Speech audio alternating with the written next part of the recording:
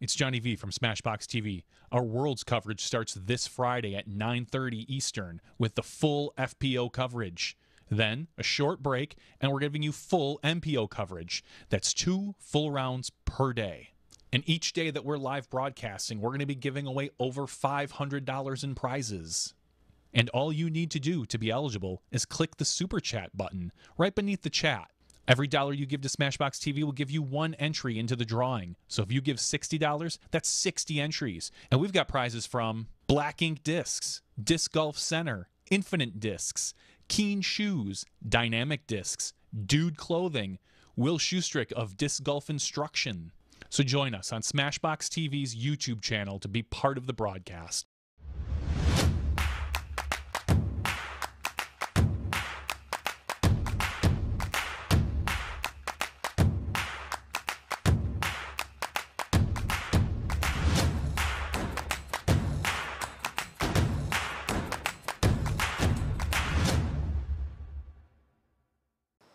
All right, we're here at Smuggler's Notch with 4-time PDGA World Champion Paul McBeth. Paul, thanks for taking some time to talk. We're, practice day here out at Smugs. How's the prep for the event been going so far? Really smooth. I mean, the weather's held off. It looked pretty ugly, before we got here, before most of the players got here, but it's cleared up nicely. I mean, today was supposed to be rain, but it looks like it's going to be about 70 to 80 degrees outside. So. It's been a couple years since your last world title. What's changed for you this year? What makes you feel like this year is maybe different than the last two, to where you can take this one down and get number 5? Yeah, the biggest change is I'm a lot more comfortable with my game all around, and then just being here, being at Worlds. Like, I came in and it's just calm. Like, everything's just calm. Not stressing out about it. Not worried about how am I going to play. I feel really confident in my game. Probably the last few months, I feel like everything's been coming together at the right time. And this is the biggest tournament of the year, and I'm just treating it like any other week.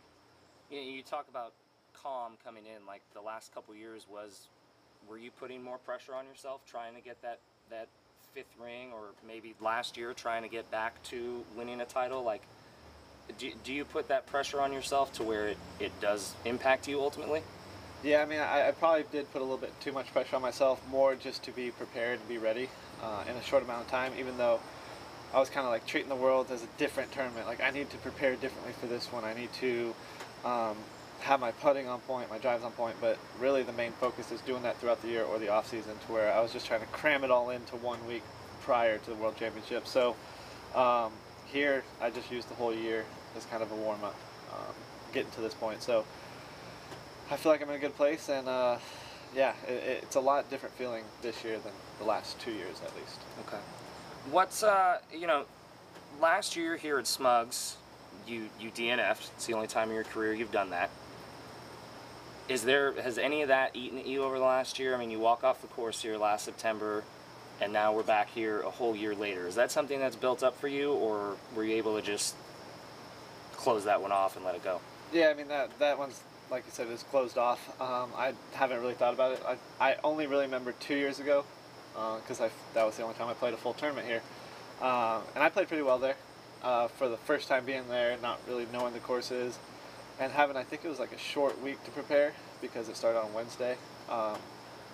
So a lot more comfortable this year. I mean, that's probably the word I'm using the most, is comfort. Yeah, it's a lot different feeling this year because I don't remember last year at all.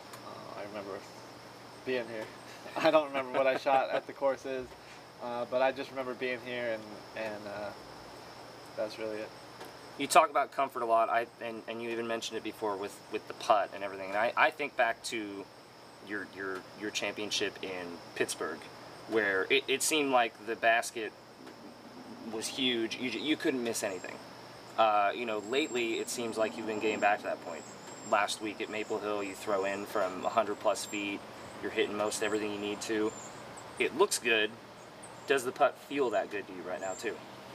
It feels good for the most part. I'm not saying I feel like I'm going to make every putt. I don't know if I've ever felt that way. I might have performed that way before, but I don't feel like I'm going to make every putt when I step up to it. But that's just kind of what we have to deal with. You know, you can step up to a 10-footer and be like, wow, this looks difficult, or you can step up to a 40-footer and just be like, oh, this is in no matter what. And yeah, so it is a lot cleaner feeling of a putt. I'm probably feel like I should make 90% from anywhere. You know, anytime I have my putt, I feel like I should make it 9 out of 10 times. So that's where I'm at right now.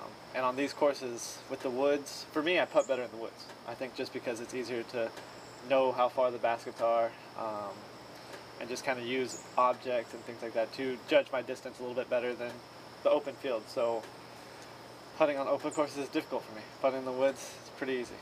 Okay. So with the 2 courses, one being wood and one being open, that might come to my, that might be an advantage to me because I can play off each course.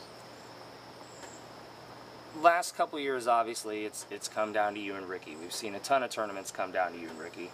Wouldn't be surprised to see that happen this week at Smugs. How is he and his emergence of his game, how's that made you better? I mean, it's pushed me. It's definitely pushed me to be better. And not just Ricky, I mean the other players. There's more. Like, before, if I kind of was off my game, I would take second. Now it's like, if I'm off my game, it could be 8th, it could be 13th, it could be anywhere in that area. So it's hard to just say Ricky's pushed me a lot, but I feel like they all have. I was gonna say, I mean, you pretty outwardly, essentially after Conopiste Day, you thanked Eagle on social media for making you push harder. What's it been like for you over the last few years to see him come up and perform the way he is now? When I first saw Eagle, I mean, he was good. I mean, he played well. He just wasn't really that consistent, and I think just the ratings alone shows that he's gotten a lot better in just the last year. If you were to ask this question a year before, I would have been like, oh, he's just another 1030 rated player. He might come up this week or this one time this month, and right. then maybe another month from now. But now he's there every week. So yeah, if you asked me last year, it'd be a lot different answer than now. But it's good to see him up there every tournament.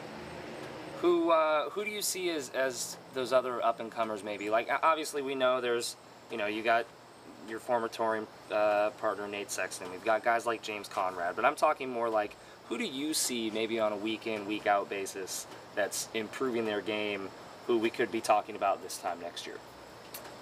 Kevin Jones.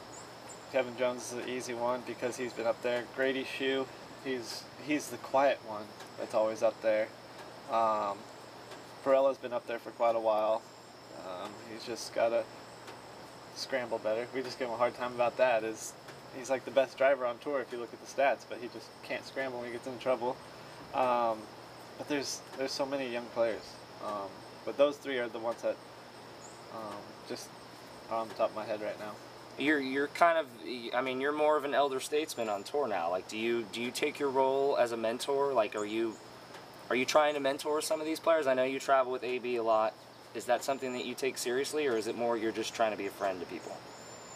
I'd like to just think I'm like a nice guy, easy to get along with. But yeah, I mean, I'll go out there and practice with AB. I don't really like coach him or anything. I think because that how I learned is just watching other players, not really asking a lot of questions. Sometimes I would here and there, but just really watching and kind of just putting it into my game. And I think that's kind of how those players are, the 3 that I named, are very similar to that. Because they're not asking questions like, oh, how do I do this, how do I do that? They're really just watching from afar and putting it into their own game. The only thing that I think AB has ever asked me is like, I can't straddle putt. How do I straddle putt? So I've just one little thing saying that, and all of a sudden he just makes it. So just trying to be a good role model more than anything than a teacher right now. I was reading the other day, I know you somewhat follow football and the NFL and everything. I read the other day that the Philadelphia Eagles already took down their Super Bowl banner in their locker room. They were worried about complacency becoming an issue. My question for you in that vein, has complacency ever been an issue for you over the last couple years where, you got 4 world titles, you've got a solid contract with Innova and everything. Has that ever creeped in, even just a little bit, to where you think, all right, maybe I'll be okay if I don't win this world title? a little bit. More so when I'm not winning. It's like, oh, it's okay, I've done this, you know. So, and more so when I'm not playing, like not necessarily the off season, but when I have a week off or something. It's like, oh, I have 4 Worlds, like I can take a week off and not play. But I don't like doing that. I've never liked doing that really. I've always played Worlds and then moved on, and I've always told myself, like, 20 years, 30 years, I can look back and be like, wow, this is what I accomplished. I don't have to look at that now, because I'm at this tournament this year. Nobody has a world title. Like, if you were to look at this year, there's no world champions. So that's what I want to be. Is I just want to be the only world champion this year. And that's, I think that kind of slipped for a little bit when I was struggling playing. So now it's kind of, all right, let's refocus that. Nobody has world titles this year. This is the one and only. You gonna have enough room on those fingers if you get a 5th one? I got 5 more. There you go. Paul, good luck this week. Thank you. Thank you. Appreciate it.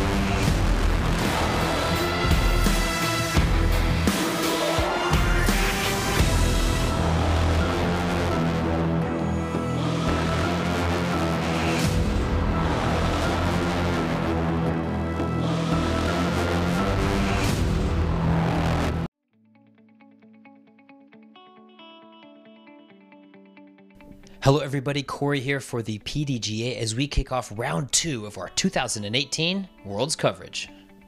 4-time world champion, Paul McBeth.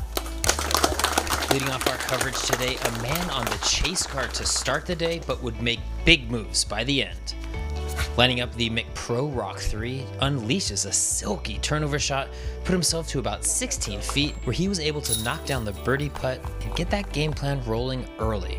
It wasn't just a game plan that was rolling, the putter was locked in, and none more than hole 10 sitting 95 feet away from the basket, putting him 6 down through 10 and priming him for a late surge. Yeah, I think the last 5 holes I just really figured out the tee pads. They were a little slick early. I was a little not as dry out there, I guess I should say. But yeah, figured out the tee pads, figured out my approach, my run up, and I was able to get off a lot of clean tee shots. Just kind of gave myself easy approaches too from those spots and converted the putts.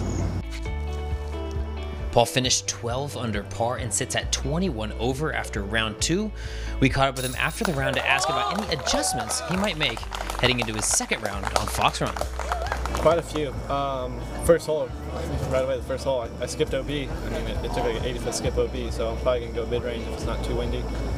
And then I got to really work on my forehand. I was running a little too soft over there. Affected a lot of my scoring and my scoring opportunity, so I need to get the forehand dial. I'll probably have to warm it up somewhere in the field. From one Paul to the other, Paul Ulibarri sat on the 4th card and maybe the surprise of the day, getting it started with a beautiful turnover shot, but not the start he wanted.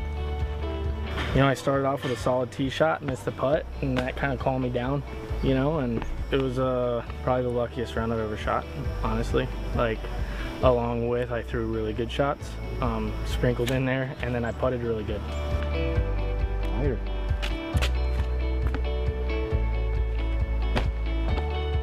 I had a great group. You know, Barry Schultz was just, he's so smooth, and it was nice to see his lines, and Josh is like, you know, one of the greatest putters ever, so Seppo's a great sport, you know, and he was throwing an incredible shot, so we really, the whole group kind of settled down and grooved really well, and that helped me, especially when I was getting really, really good kicks damn near the whole time. Well, it's going to take more than good kicks to finish at a 13 down, and that is just what he did, securing his spot in second place, tied with this man, Mr. James Conrad. Truly a tale of 2 nines, James started off incredibly, carding 9 birdies on his first 9 holes, and we are here to show them all. Now, you might notice these putts are a little short. Not this one. A 90-footer on hole 7. Thank you very much.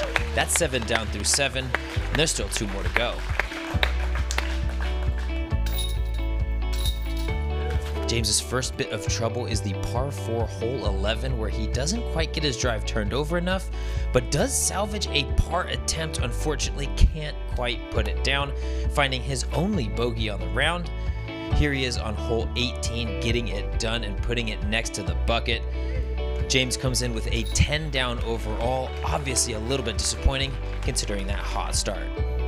The final player to earn his spot on the lead card action for round 3 is Greg Barsby, landing circle 2 in regulation 2/3 of the time, and when you pair that up with a 75% circle 2 putting percentage, that's how you shoot an 11 down. Asked about his clean play over the last 2 rounds, Greg Barsby said, quote, "I've never really had a great Worlds.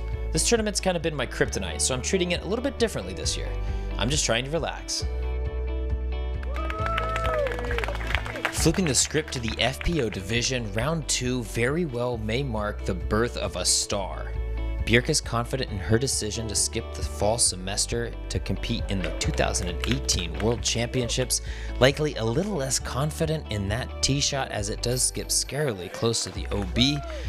She would finish 4 down through the front 9, canning 2 outside the circle putts, but more importantly, staying OB free. Going into this week with all the OB and all the tight lines at Brewster was just staying in the fairway. So a lot of the shots where I stayed in bounds and everyone else went out of bounds, I was throwing putters, like just trying to keep it straight. So for me, it's easy to block out what they're doing because I like to think of it as me against the course, not me against Rebecca or me against Weiss. It's me in the course, and so that's always my goal. And so I'm just able to stay focused. And staying focused she did. Here she is on the par 3, 315-foot hole 14. That is just part. She would continue the pace until hole 18. She does leave her drive a little bit wide and just skips out of bounds. The only OB stroke she would take on the day, and she does recover in style, limiting it to just the single bogey, dropping her to a 5 down overall, but more importantly, limiting the damage and solidifying the career best 10-21 rated round. Oh, okay, I'm ready. I'm sorry. That's obviously your highest ever, right? Yeah. Okay. Oh, it's so exciting. Like, just all the work that I've done. You know, I've been playing for like 10, 11 years or something like that. But this is like the first time I've been able to fully commit my time because of the school. And so, you know, the rest of this tour, I was telling myself, you know, you're gonna see how well you can do when you can fully commit. And so seeing a 10-21, like school only started a few weeks ago, so I'm only like a little past, you know, what I would have done if I did, you know, go back to school, and how I shot a 10-21, my best round ever. It just shows like the trend, and like I can do it, and I can be up there, you know, I can be with Paige and Kat and, you know, all those people, so it's exciting. From Cincinnati, Ohio, Rebecca Cox. On the other side of that coin was Rebecca Cox, your current leader heading into round 2, starting her round here on Fox Run Meadows with a 3-stroke advantage. A nice drive off the top does catch contact with that tree, fall out of bounds, and a missed putt does spell a double bogey on hole 1. It wasn't all bad though. She was able to recover here on hole 6. She throws the turnover shot to about 30 feet, knocks down that putt. The trouble though started again on hole 7. She did find OB off the tee, and again on this 3rd shot in the fairway. A bit turned over seemed to be the problem of the day, finding OB again on hole 8 and once again on hole 9. That is 3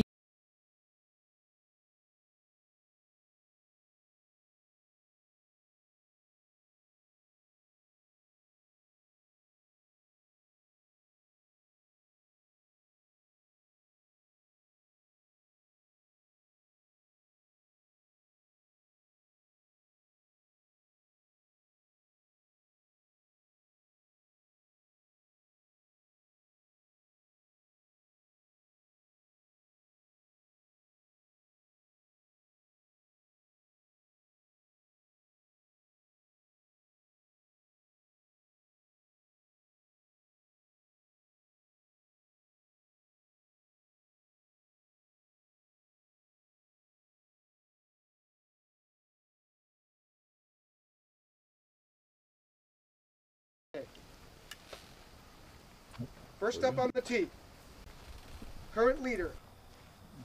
Looks like we are live here for our MPO third round with Paul McBeth on the tee. We're at the Fox Run Meadows course. Terry Miller, the disc golf guy, along with Robert McCall. And Robert, what a special treat. Paul Ulibarri, as they're announcing. Sorry, I was trying to hold for that action. Paul Ulibarri, and it's his birthday. Yeah, he told me today he turns 30, so he's officially old. Yes.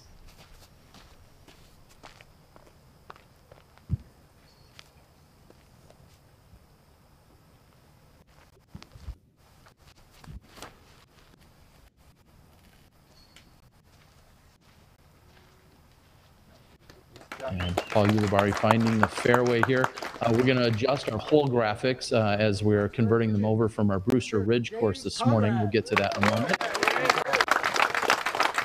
And coming off a solid MVP Open victory just a couple of weeks ago is James Conrad. James Conrad, coincidentally, not celebrating a birthday today. How strange.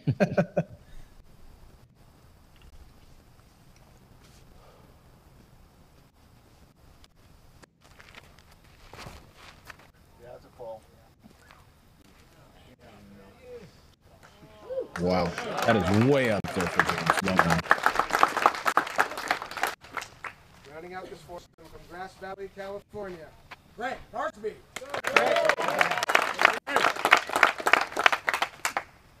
The always entertaining Greg Barsby here to round out our foursome today.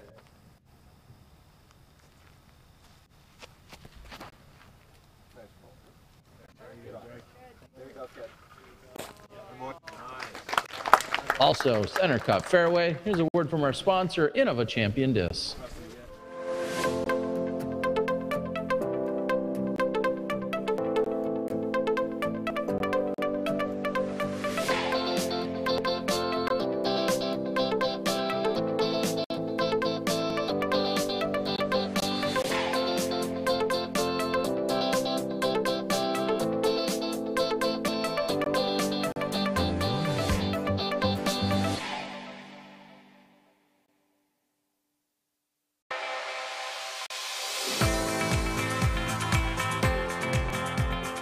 For me, it's time with my friends. For me, it's a walk in the park. For me, it's my job. For me, it's fun.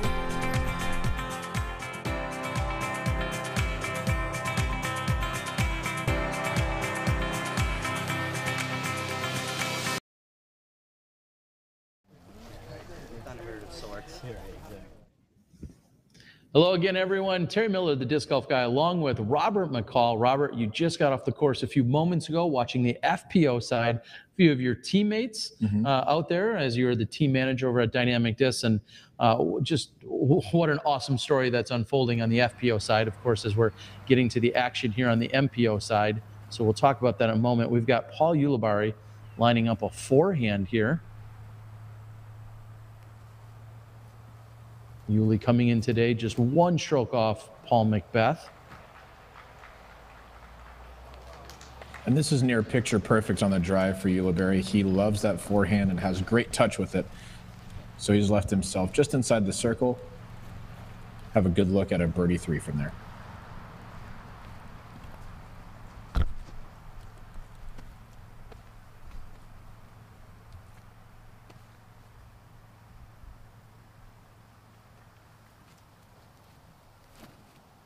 McBeth could have opted for the backhand or forehand here. He chooses the forehand, and I'd say he probably made the right decision. He Puts that certainly about did. 12 to 15 feet from the basket. Well done.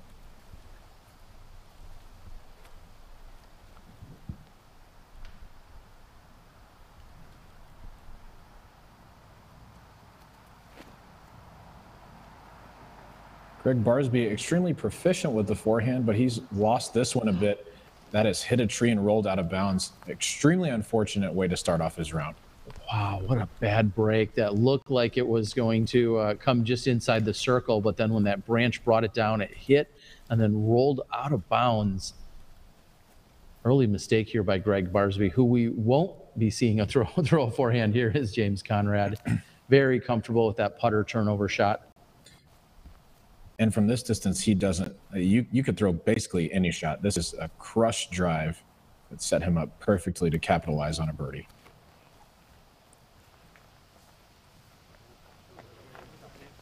And it looks like he'll be doing just that.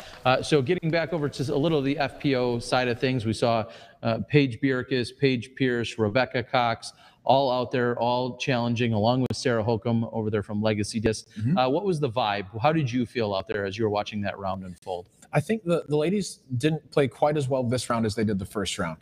We didn't see quite as good of scores, and I think a big part of that is just the fact that, you know, we're getting toward the end. Now we're more than halfway done with the competition. And I think some players are starting to feel the heat of that. We did see still some pretty good scores. We see Paige Bierkes holding on to a 5-stroke lead over Sarah Holcomb. And Paige Bierkes has got a conservative game plan, and she's been sticking to it. She's consistently said if she can throw putter off the tee box and get a par, that's what she's going to do. And she did that pretty well today. Had a couple of mistakes with the putter, but for the most part, played quite well.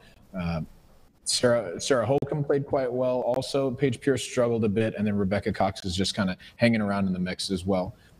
We're starting to see a little bit more of a 2-horse race on the women's side right now. Barsby's going to try and save the par. But off the front of the cage. And he's been exceptional from that distance this tournament. He's made so many outside circle one. And Yuli just a few steps further than what we originally thought. Yeah, a bit outside. He's looking at about 38, maybe 39 feet.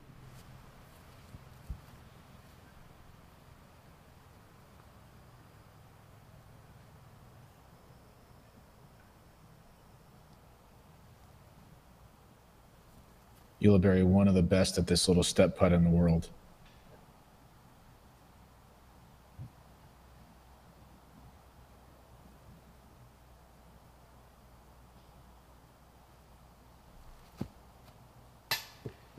Oh, but he's off the top of the cage, so that's going to slip by him. He's going to walk away with a par here on the opening hole. Interestingly enough, Paul Ulibarri, not the only Yuli that's here in attendance. His brother Pete is here as he traveled in from Arizona along with his mom and his good friend and caddy, Alan Stewart. So quite the support network that Paul and Pete have here this weekend.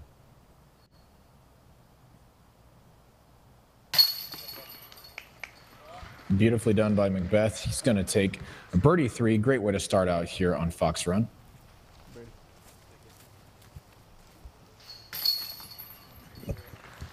An easy birdie for James Conrad. We see the par by Yuli and the bogey by Greg Barsby. A little score separation right here on hole 1. Let's take a look at what we'll see on hole 2 at Fox Run Meadows. And hole 2 comes in at 270 feet. This is likely a putter for most of these competitors, something that'll just stand up to flat. They don't have a lot of trouble straight forward, just a bit of a narrow gap to hit on the way to the basket. They do want to just clear the boulder in the middle of the fairway. If they are over the top of that, there's a good chance they'll be inside circle 1 for their look at birdie 2. The real trouble here is finding an early tree, either left or right, that can turn this, what should be a relatively easy birdie, into, I'd say, a difficult par if they find the wrong spot.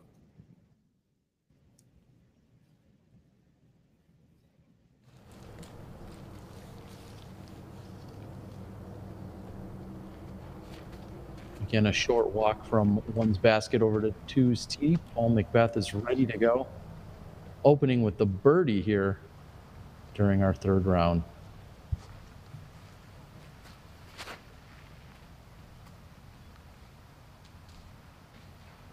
McBeth started out on a great line, but pushed just a little bit to the right.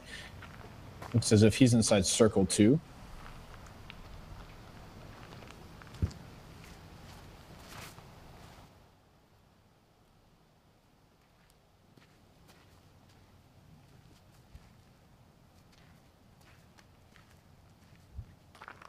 As you mentioned, we're going to see a putter shot here by James Conrad off the tee. I think he's going to take the straight gap that will fade from left to right.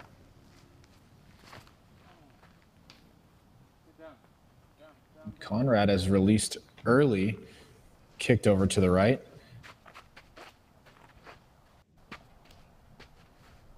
Bit of a surprise from Conrad there. He's usually very proficient at throwing AVRs on straight lines.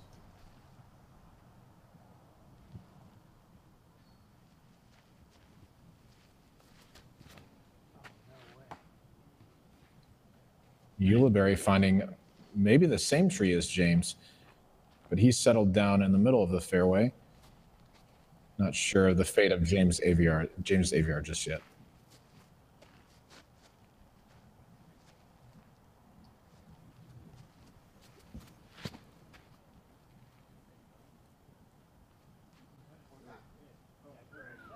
Oh yeah, keeping it clean is Greg Barsby. I think we're going to move with the group up here. It's a relatively short walk, so I think we're going to stick with the group. And here's again a look at your leaderboard, which we'll be cutting to quite a bit today to see where everyone's moving and shaking during our third round. As we know, McBeth and Conrad both opening with the birdies. Nico LaCastro is 3 down through 4 holes here today. We'll see if he can pick up where he left off, as he played very well out here on Wednesday's opening round. Ulibarri takes another forehand and has a much better result here, putting himself inside circle 1. I've been locked in a little bit of a dungeon for the most of the morning here. What's the weather like out there, and how does the weather over at the Fox Run Meadows course compare to what we saw over at Brewster Ridge? It's going to be a little bit warmer on Fox Run just because you don't have quite the tree cover as you do over on Brewster Ridge. But I was over with the ladies on Brewster Ridge this morning, and it was perfect. I mean, mid to high 60s throughout the day, maybe just tipped into the 70s recently. It's going to feel a little bit warmer out here on Fox Run Meadows, but still a really beautiful day. Not much wind, just a little breeze.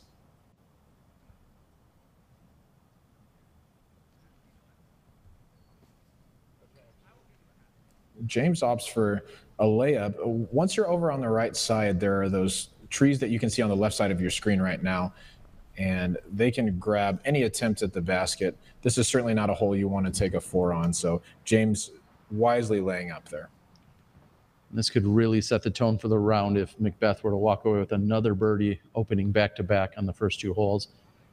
This is a long-range putt, looks at least 55 feet.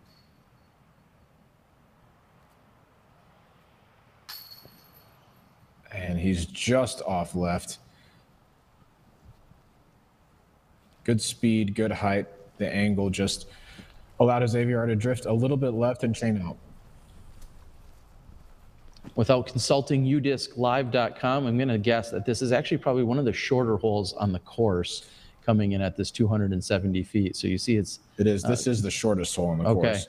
Playing as the 5th easiest hole on the course. It's coming in at a scoring average of 2.74, with 39% of our competitors taking birdie on this hole.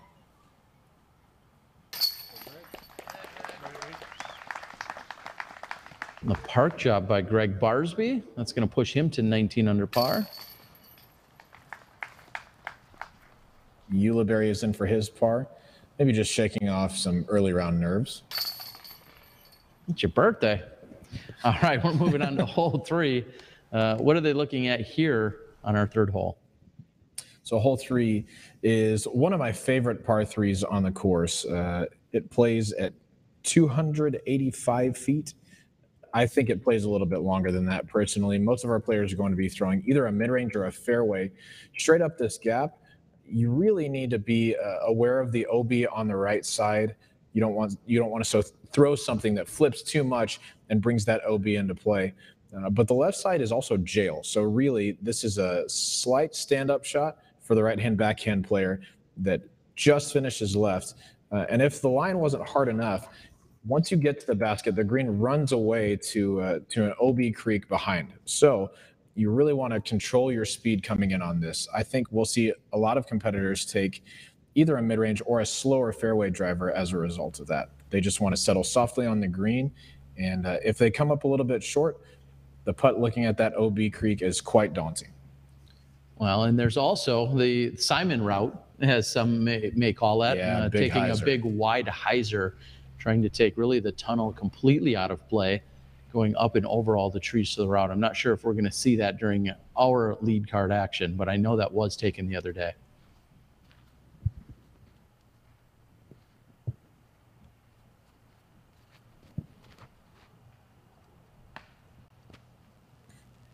Barsby's stand-up hyzer flip has just come out a little bit early and kicked over to the left. It's likely he'll have great difficulty getting up to the green from there.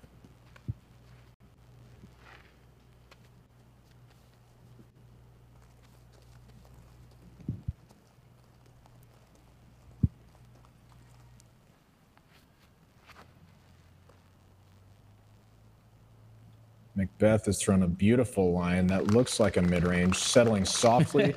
Oh, just tap the pole. That's one way to do it. Let's call that a good shot. Would you say he was locked in on that one after hitting the lock on the pole? He popped the lock. He popped, locked, and dropped it. Yes, he loves the 90s dancing and good disc golf shots. Wow, that's a quote from him. We didn't make that up. He came up with that. That's a quote from McBeth directly.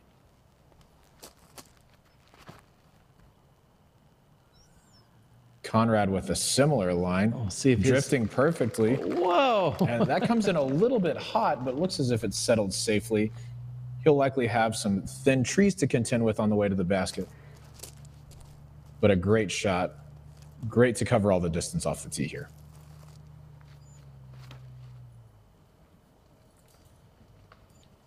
Ulibarri's is a bit wider right, but settling nicely. Oh, almost also hitting the pole. So a few really good shots. We'll be back in a moment after a word from our sponsor on hole 3.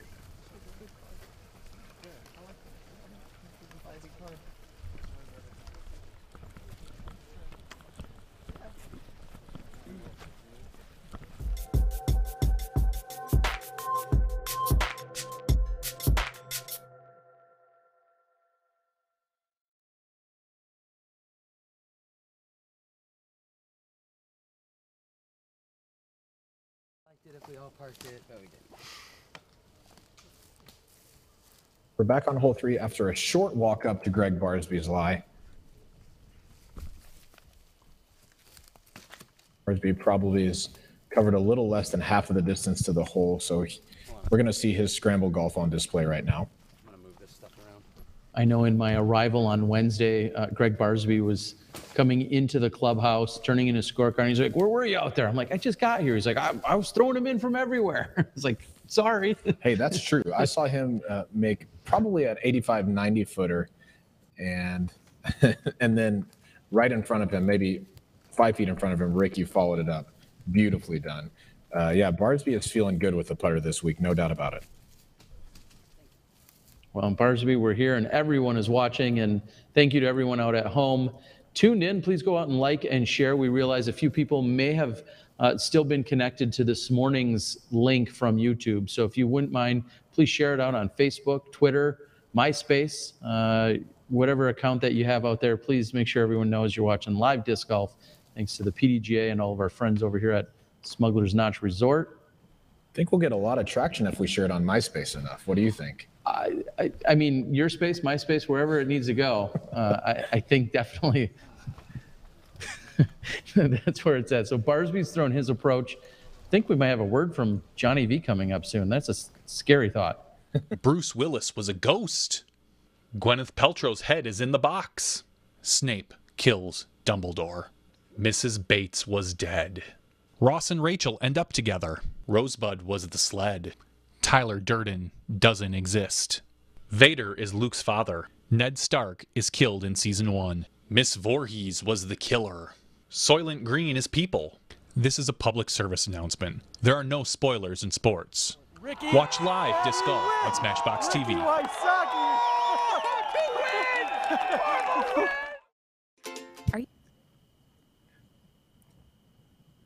I think that's a new commercial for me, and I'm really glad that it was made. That is a fantastic Speak for yourself. commercial. Here's Greg Barsby to save his par. Oh, Just flashing in front of the chains there, settling inside circle one. He's not going to be happy to take a bogey here, but after that tee shot, it's difficult to take much else, to tell you the truth.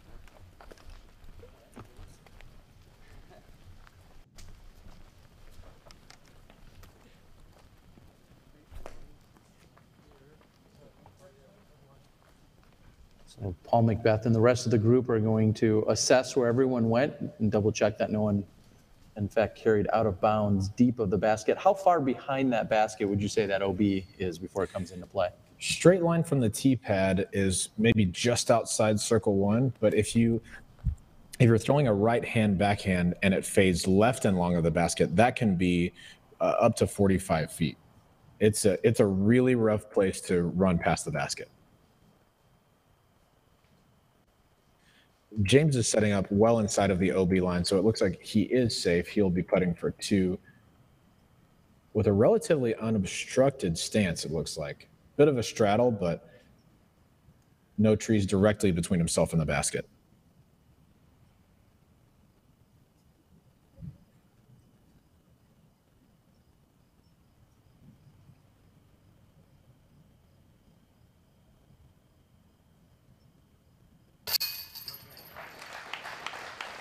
If I had to bet, I'd have bet that Conrad would make that. Wow, you are living on the edge. Extremely proficient putter. Also pay me. Thank you.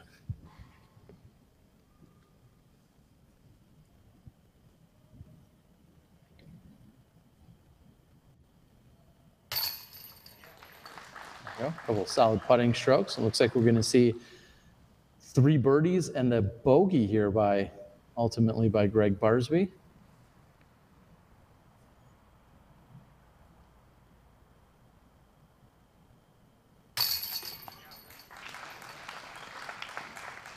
Gallery still applauds. Barsby's not exactly thrilled with it.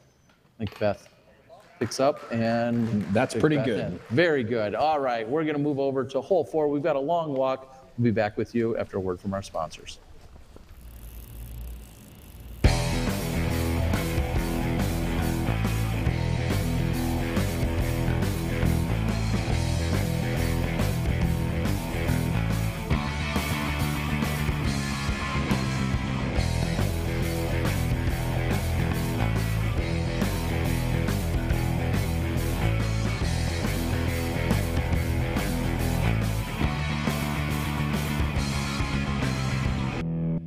Are you currently looking for the one? How do you get hooked up usually? Through friends, Players' parties. sometimes even fans. And how's that been working for you? Not so good. Have you ever tried looking online? Never. You should check this site out. Oh my gosh. Wow. Find your go-to disc at blankinkdiscs.com today. 2018 Tour Support discs available now. Gotta get one. I need one.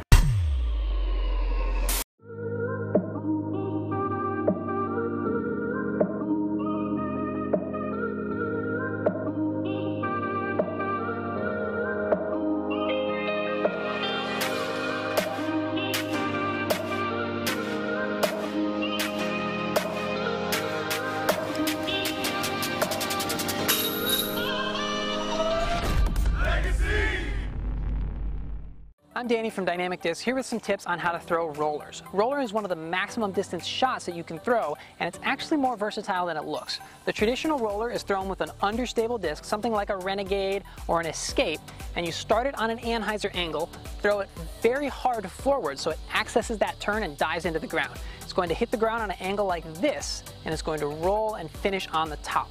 Now, if you throw something more stable, something like a Defender or maybe a Getaway, you're going to have to start it with more angle, but it's going to hold the angle that it hits the ground on. It's going to roll very straight, and it should just fall left at the end. If you don't know how to throw a roller and you're looking to learn, my suggestion is to start with a flat release. Start with something like a Witness or a Thief and throw it flat and hard.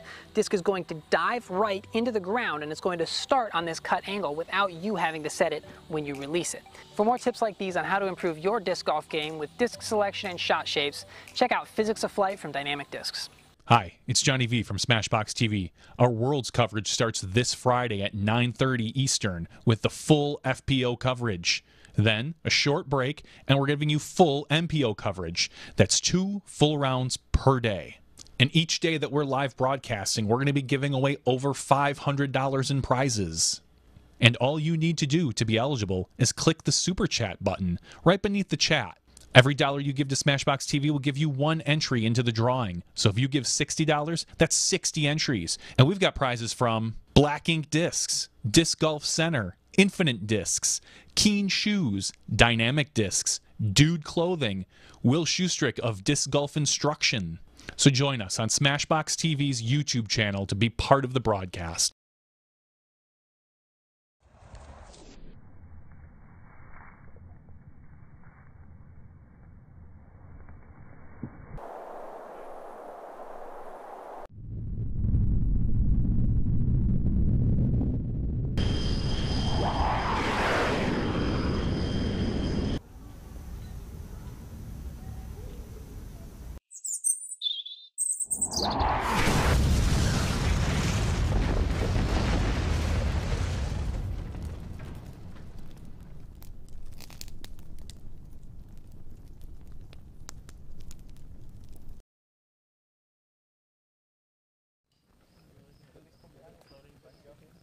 Welcome back, everyone. We're here on hole number 4, which, according to UDisc, might have been the demise of Calvin Heimberg. What happened? It sure looks like it. Calvin Heimberg has posted a 9 on this hole. Wow, this is hole 4 is a par 4, which I'm going to pull up the stats here, but I've got to guess it's not one of the hardest holes on the course. It is, in fact, playing under par. Hole 4 is looks like the 11th most difficult hole on the course. So it's in the it's in the easier 9. What it requires is just a tee shot into the opening, either on the right side or the narrow opening on the left. Almost nobody takes the narrow opening on the left. We saw McBeth basically with a textbook shot. Just get to the landing zone, throw your putter or sidearm chip up to the green that's got rocks surrounding it, and that's really all you have to do. It's a relatively easy 3. If I know Calvin, I would assume that he went for this. And nobody goes for this, just so we're on the same page. Well, this hole is 620 feet. Maybe Calvin shouldn't have went for this. Yeah, well, in retrospect, I think he'd agree with you.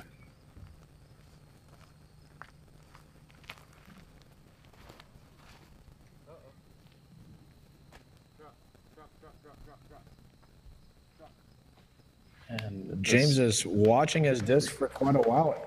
It looked like a bit of a missed shot for James, but that has come back to rest in bounds. Most if not all of the MPO fields here will be able to reach the green from anywhere in the landing zone on the right. So getting safe is the most important thing here.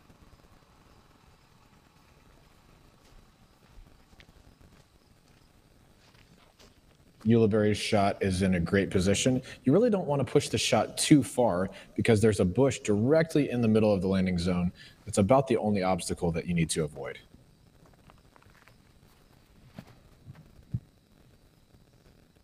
Barsby taking the forehand. I hadn't seen this one very much, but... And he's going to just need that to sit down and... Oh, he's gotten an awful roll after a great tee shot. Barsby will be sitting out of bounds. Wow, extremely unfortunate. Just by a few feet. Here's a word from our sponsor from hole number 4.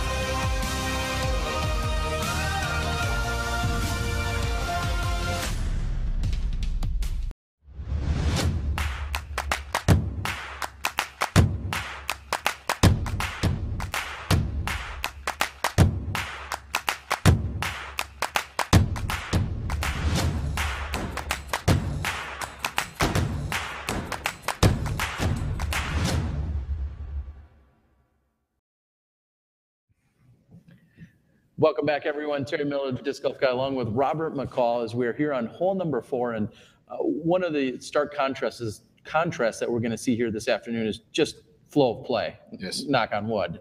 This morning, the women were on just the middle of their second hole, and it had already been more than 30 minutes into the round. So today, this afternoon, more open course, big throws, a little bit better flow. I sure hope so. There are a couple of holes that perennially have backups here on Fox Run Meadows. Hole 7 is one of those, the 1,225-foot par 5. Calvin doesn't think that hole is that difficult, but everybody else does. So a lot of people are going to be backed up on that hole for the most part. Otherwise, we don't see just a whole lot of backups. We may see one on 16. That's a new par 4 that's, I think, pretty difficult. So we may see some backups there. Otherwise, pretty quick round. We're looking forward to the women will, of course, be joining us for their 4th round, and that will be here on the Fox Run Meadows course tomorrow morning, and they will play from slightly shorter tees. And here's James Conrad throwing his approach shot, and it's heading just past the basket, a little bank shot off the rocks, and he's inside the circle.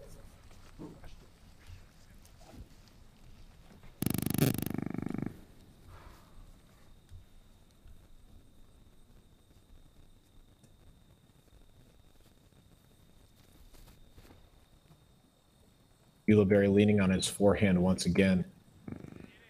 Tracking beautifully. He has almost rung it up for a 2, but instead he'll have to settle for 15-footer for a birdie 3.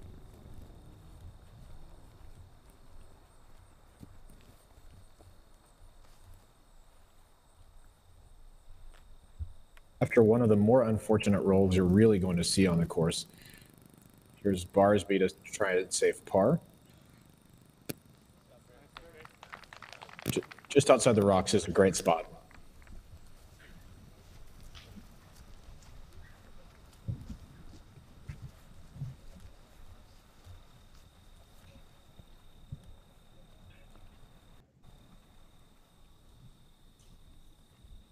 McBeth has bit off the most distance of any of our competitors.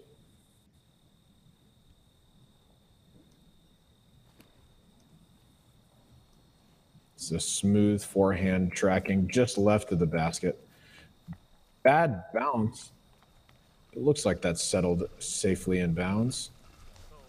And the spotter is giving him a red and green flag. Maybe he's saying that he doesn't want to make the call, whether it's in bounds or not. That is exactly it. I've seen that a few times here this weekend where the spotters, if they're uncertain as to if it's going to be inbounds or not, they simply put up both flags, which indicates to the players, hey, you're going to have to get up here and you're going to have to decide it for yourself, which I'm good with. I would much rather they have that indication rather than falsely or accidentally giving an indication one way or another. So I agree. Now, I will say that some tournaments play middle of the post is out of bounds. Some tournaments clarify.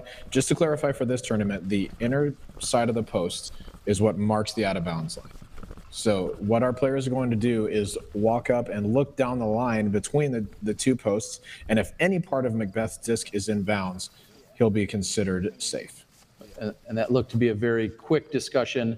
Paul Ulibarri almost immediately calling it, saying it looked good. James Conrad was there to confirm just that. So McBeth is going to find himself in bounds. And that's a very great clarification for later on in the weekend. We're going to see that come into play as when I was out there following action for the last few days, there were a number of times where it's really close. They will eye it up, and sometimes even a spotter will have some string that they may get out and place between the 2 stakes. But this time, very easily decided McBeth inbounds. Now he's looking at a birdie putt from about circle's edge.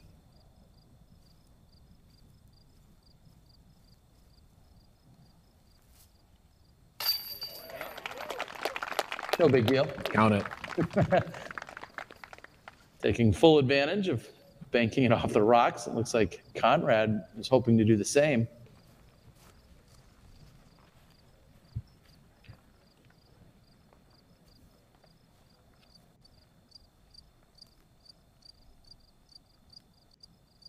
Seems as if Paul McBeth is maintaining a level of focus that he was on with yesterday. as right now we see him go 2 down on the first 4 holes.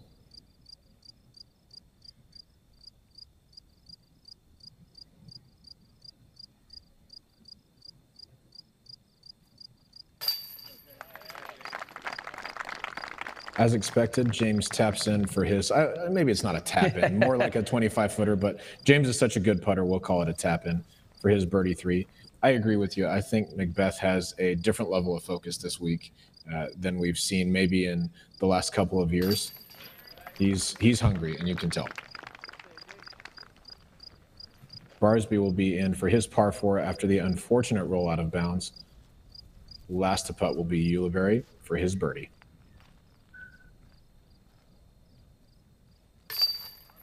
Easy money. All day. I think we're going to take a look at hole 5 coming at you over at the Fox Run Meadows.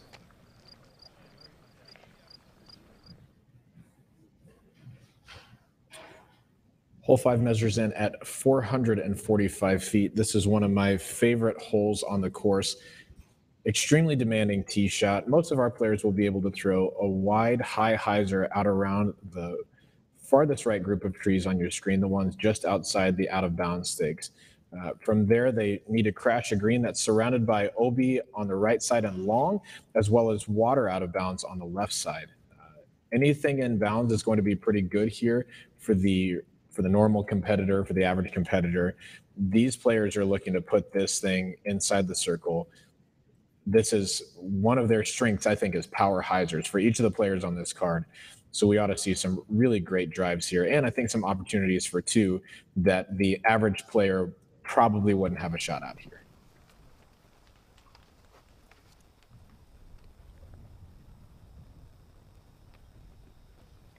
This hole does play downhill, so I'm not sure that 445 is accurate to how far you have to throw it on a straight line. However, as our players are taking these big hyzers, they're probably having to clear 480 or so on that hyzer just to get over those trees in order to give them a shot inside the circle.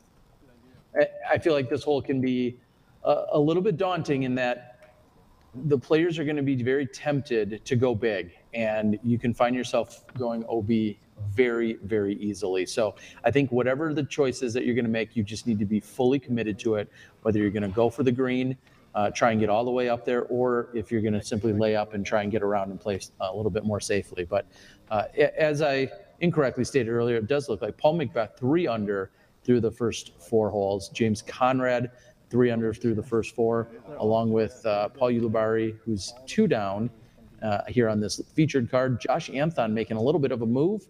He is 4 under par through the first 5 holes and has what looks to be the hottest score in the top 10 right now of our players making some moves out here on a Friday afternoon. You can see from the leaves on the trees next to the scoreboard right now that the wind has picked up just a little bit. As you said, Terry, on this hole, the temptation is to go big. We do have some trees along the right side of the property, several hundred feet from our players, but they're kind of blocking a little bit of the wind that they can feel on this tee pad. Once they get out over those trees, they're a little bit more exposed to the wind, and so it can be a really deceptive shot. This is, as you said, this is one they really need to fully commit to in order to find themselves on the green, or even in bounds. In bounds would be great here. I never saw his Instagram until today. Follow Flight Mike. If we click on our UDisc stats, I'm sure they can give us a little bit more information as to what we find out here. I'm going to go ahead and just guess that this probably plays as one of the more difficult holes relative to par, simply because there are the opportunities for birdie mean that you are fully committed. And as I'm clicking on it, we'll find out right now that it is coming in as the 5th most difficult at 3.38. That's 0.38 above par. And we're seeing 20% of the field have carded birdies, 38% of the field carding pars, and 42% of the field carding bogeys or worse. This is a great disc golf hole because it's not that hard to birdie. If you throw a great shot and get around the trees, you can get a 2. It's really, really not that hard to get a 3. If you play for a 3, basically any of our competitors could get a 3. However, because it is reachable for that too, a lot of our players want to be really aggressive and put it close, and that brings a lot of out of bounds into play when you have to put the disc so high in the air.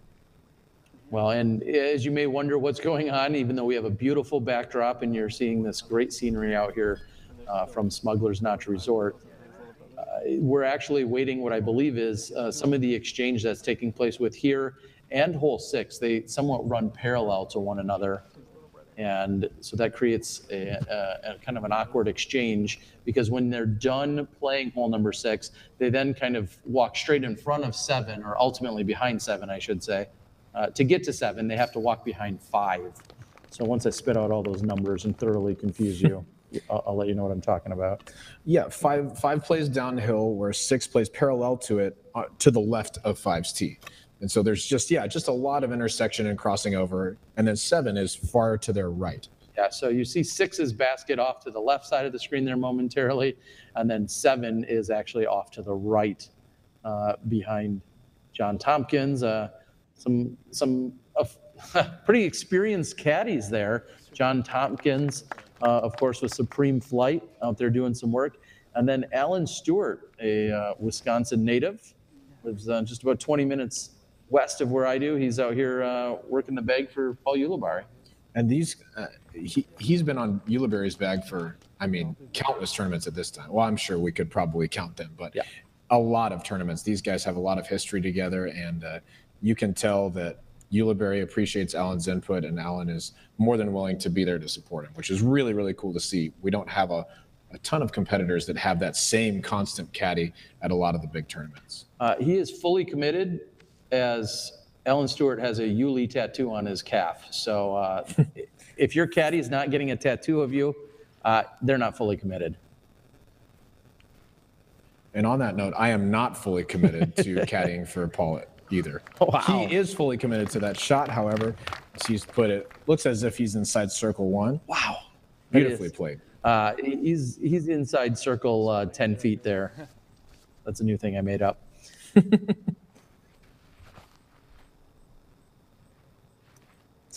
Final note on caddies and tattoos. John Tompkins has gotten a tattoo after Paul McBeth has won his world championships. Wow. So it's not necessarily a Paul McBeth tattoo, but he got it as a result of Paul McBeth winning world championships. So these guys are dedicated. I'll go ahead and confirm I am not that dedicated, no matter who wins the world championships this year. James Conrad's gotten a red flag. Looks as if that stayed a little bit too low on the right side and has caught the taller trees. At best, he'll be taking a 4.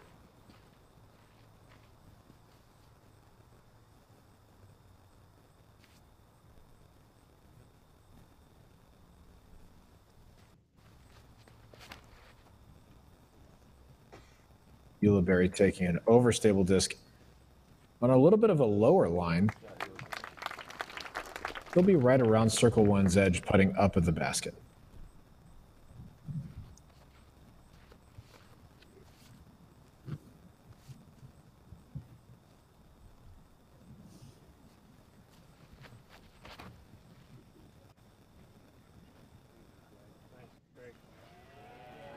Barsby playing out wide.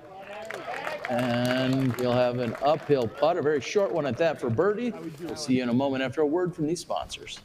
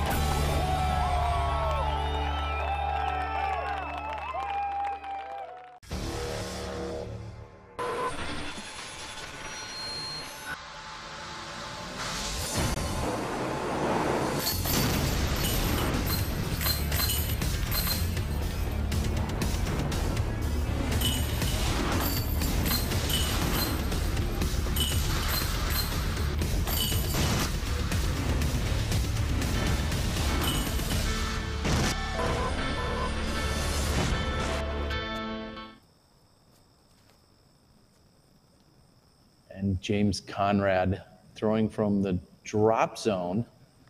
Is there a drop zone on this hole? I thought it was just where you went out of bounds. That very well could be. I could be wrong. Either way, he's put it pretty close, probably around 15, 18 feet. He's not going to be happy with a bogey 4, but considering that he's out of bounds, that's really the best you can do from there.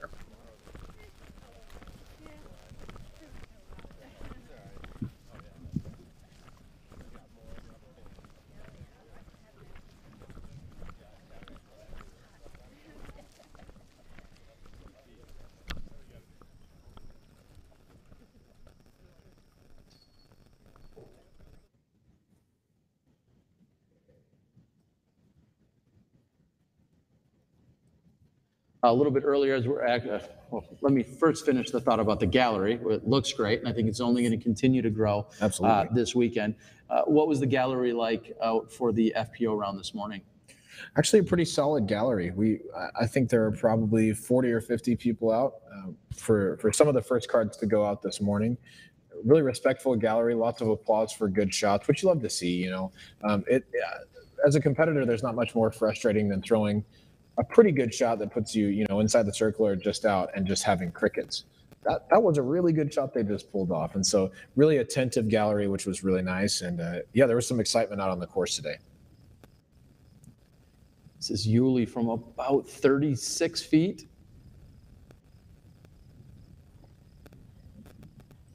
Not a bad attempt from there. You really don't want to run that putt too hard. If it catches edge on top of the flat spot by the basket, it can roll down to the water and go out of bounds, and that is no easy putt coming back up. OB water to the right of where James is, or just simply rolling all the way down the hill on the left side.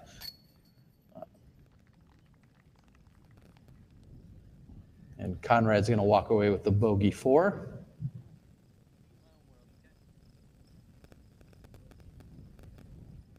Greg Barsby's drive just outside circle 10 feet, as so aptly coined by Terror Bear just a moment ago.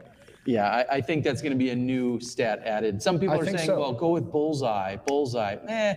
Circle 10 feet sounds... Circle 10 feet, so much better. Rolls off the tongue. Yeah, so easy. Really simple, easy to understand. Great Tuesday. Great for our international players who don't know what 10 feet is. All right, we're moving on to hole 6. Hole 6 plays 290 feet back uphill. It plays parallel to 5's fairway. A lot of out of bounds on this hole, but this is one of the easiest birdies on the course to get. This is one that each of our top competitors are going to want to step up to and have a look inside the circle for birdie. Hole 6 comes in as the easiest hole on the course, playing at 2.35. So 0.65 strokes under par, 72% of the MPO field taking birdie on this hole, 21% par, and only 7% bogey. More than likely, those are people who have gone out of bounds. This is as close to a must-get birdie as you can have on a course like Fox Run Meadows.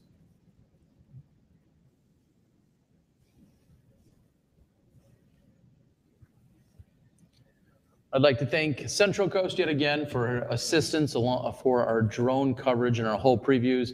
Robert McCall, Terry Miller here. I also want to send another thanks to Hannah McBeth, who sat in that very seat. She did tell me I have to refer to her as Queen McBeth. Wow. But she sat in that very seat and called the shots, and it was her first time at live broadcasting. I thought she did a great job. I had a lot of fun. It sounded like everyone really enjoyed having her on the mic, and we're looking forward to both you and her rejoining us for the next 2 days. That's fantastic. Yeah, we spent some time yesterday walking around the course and talking a little bit about commentary and just how it goes and what to expect and things like that. And so great to hear that it went well. I forgot to submit my rider ahead of time, but I was going to be Queen Robert, but it's a little too late now. So we'll just stick with Robert. Well, we have your entire bowl of just green M&Ms already. Yes, thank you for taking care of those for me. Of course. Anything we can do here for you. We've got Paul McBeth here on the tee of hole number 6. As you said, just under 300 feet. And what many would consider a must-get birdie.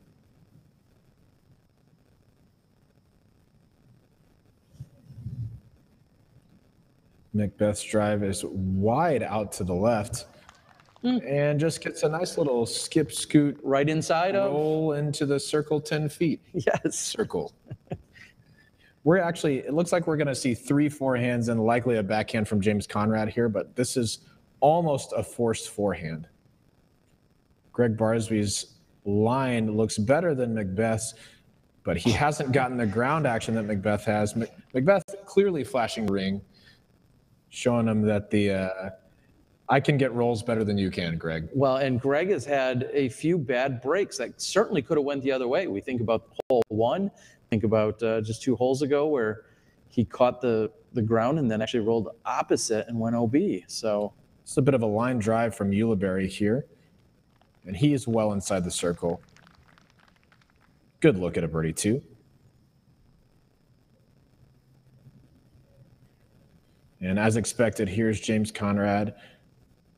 This has to be an AVR. Full-on hair flip flight coming in. There's an alliteration in there somewhere almost. I think so. On a Friday, Frisbee Friday. Oh, that was less hair flip than normal, but the flight is beautiful. And consistent with the others.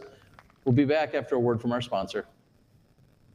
Disc Golf Nerd Minute Review for the Discraft Vulture. The Discraft Vulture is a really tremendous flyer. The thing that makes this disc really effective is its blend of stability and glide and distance. It's considered a fairway driver, but it easily flies into distance driver distance ranges with that nice glide and carry blended with that stability. It's rare you find a disc that will glide, hold the line for a really long period of time, and still have that really sharp and consistent fade at the end of the flight. But it's not so overstable that you can't get it to fly, but it's just perfectly overstable to know exactly what it's going to do when it comes out of your hand. Really consistent flyer that has a great flight path to it. I think this would be a really great option for your newer player looking to try out an overstable fairway driver for the wind or for those strong hyzer shots, because it's not so overstable that you need a ton of power to get it to fly, but it is still really consistent and trustworthy in the wind and to hold that hyzer line and to have that strong fade once it slows down. That's my review. If you'd like to see the full review of this disc, just search for Disc Golf Nerd right here on YouTube. Now let's get back to the action. You're watching the World Championships on SmashBoxxTV.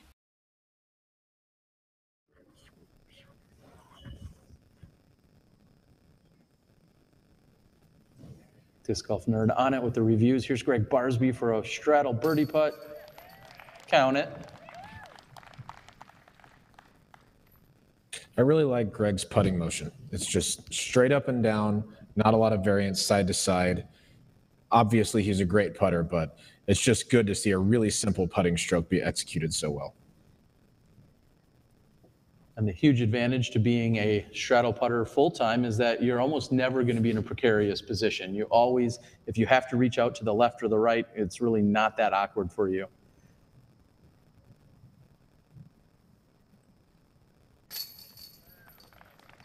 James is up and in for 2. Well done. James has a bounce in his step like no other player on tour, and he is really fun to watch.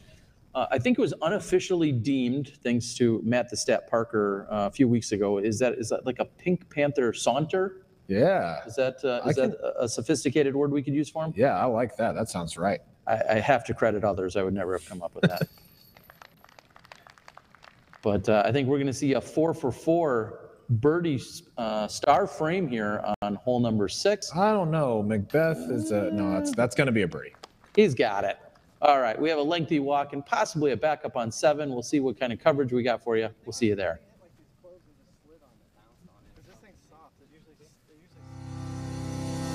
Let Dynamic Discs help distinguish the winners at your next event. We've got many options, from a mini disc to a full-size disc, and we can do custom wrapped baskets from the micro recruit all the way up to a veteran. We can help design your trophies, and we have discounted prices on larger orders. Our designs feature sharp graphics and vibrant colors. We have what it takes to set your event's winners apart, from their bags to their backyards. Learn all the ways we can help at dynamicdiscs.com.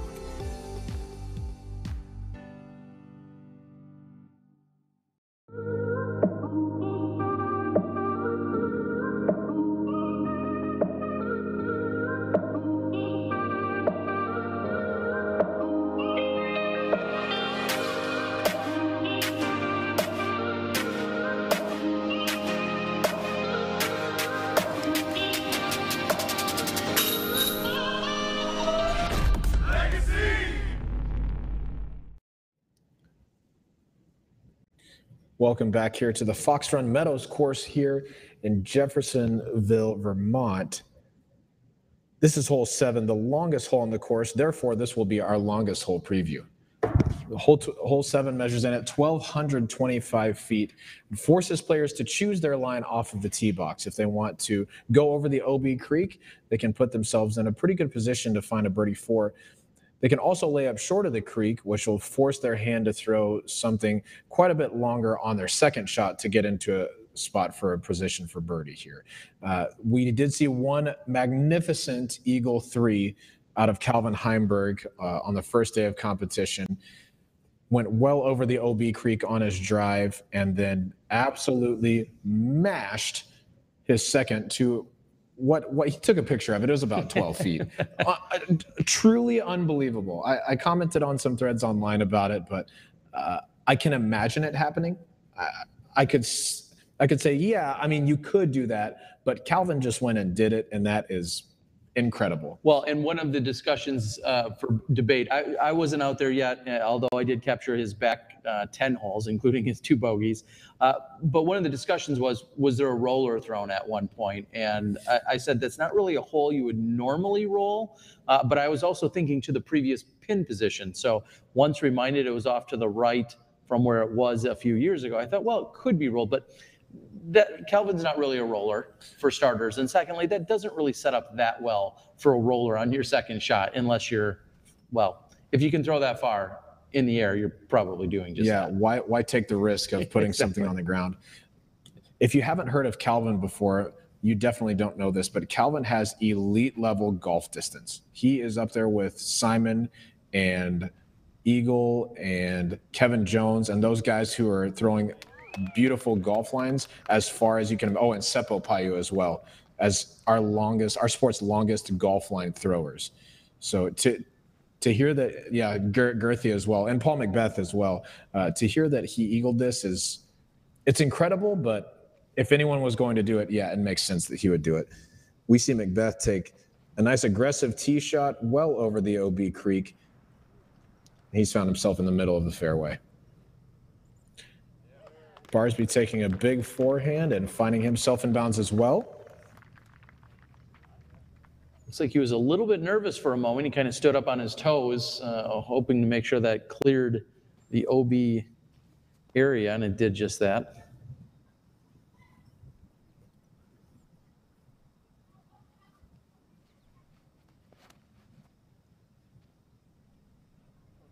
Ulibarri's drive is pushing right. He really needs that to finish.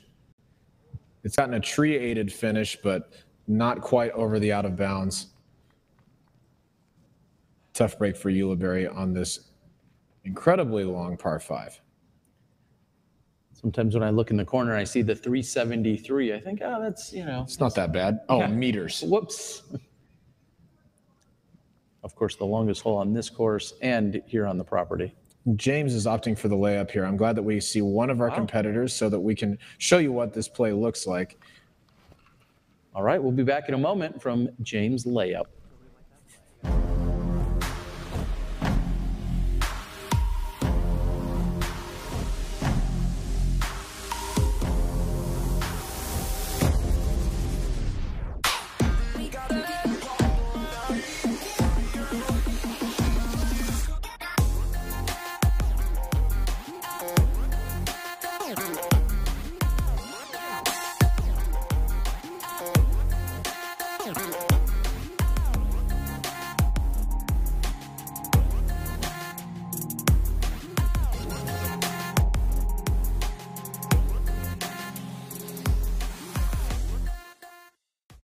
The Pro Tour Pinch Bag, created by Upper Park.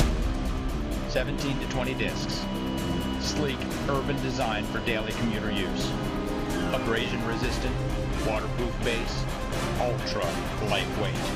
Whether you're heading into the office or the gym, on a weekend hike, exploring another country, or at your favorite local course, the Pinch adapts to meet the situation and looks good doing it. Supplies are limited. Pre-order yours today. All right, welcome back. We are here on hole number 7 with Paul Ulibarri. He's throwing after going OB on his tee shot.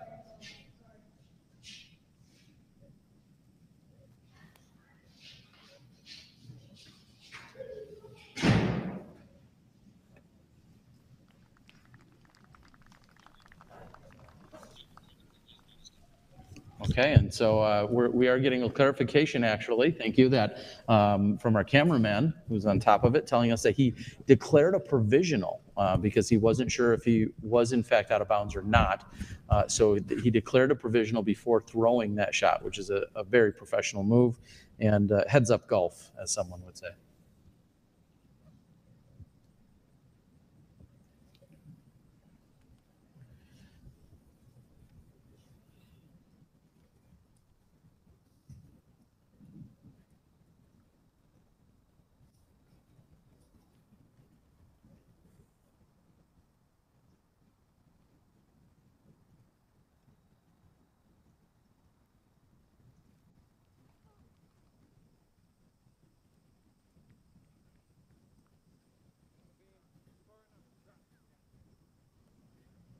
Oh, wow, and the thick grass may or may not have stopped it. It looks like that's going to be outside of the stakes. Once you line up the two stakes there, yes, that is going to be out of bounds, giving the red flag. There's a red flag in your face. Not the kind you want to see. So Yuli did in fact find his disc and is out of bounds. Yeah, and we see the wonderful smiling face there. We'd like to thank all the supporters, the sponsors, all the staff and the crew. There are volunteers out here. There are paid employees, I'm sure, from Smuggler's Notch Resort. Jeff Spring, his entire crew, just so many people. There are food trucks. There is a pro shop facility. There's the scoring table. There are so many things going on out here to make this World Championships everything you would expect, and then some in Vermont. Have you been to Vermont before? You have. It's beautiful, isn't it? This is incredible. We came up here for the Pro Tour finale so that we could do the live commentary with you guys back in 2016. Mm-hmm. And my wife Shay and I got to come up here for that, and we loved it so much that she's back, and she's actually brought her parents this time as well. We couldn't say enough good things about Smuggler's Notch and the experience here, and so we could not wait to be back and are just elated that we could spend time out here. And Greg Barsby flirting with that OB line. He hasn't had the best of luck today when he gets near some of those OBs, but that one carries over just fine, and he's at least 15 to 20 feet clear of the OB. And arriving at McBeth's Drive, this is not an eagle opportunity, I don't think. I think this is more than likely going to be a play for birdie, but that was a mash of a drive. And I would say accidental oversight leaving Drew Gibson out of that long distance conversation. Obviously, he's got. Oh, he texted you. Incredible. He did not, but but I just wanted to clarify. He's got incredible distance as well. Nothing intentional leaving anybody out of those. Just sure. I want people to know that Calvin really does throw far. If you haven't heard of him before, he's pretty impressive. So McBeth has thrown a forehand drive. And if I recall from previous years, sometimes this one corner, which is the furthest corner away from everything, gives us a little bit of cellular trouble. I think we've been very blessed. Again, knock on wood, we've had a lot of great signal and a lot of good looking stuff. Thank you to some of the new equipment that we've purchased. Your patronage and support has gone to just that. We're working with Teradex and LiveX, so we're able to push our limits and give you even better, clearer signal. But sometimes if you get just too far from one of our peeps over at Verizon, they let you know. So this is Paul Ulibarri as we're going into the corner here on hole 7.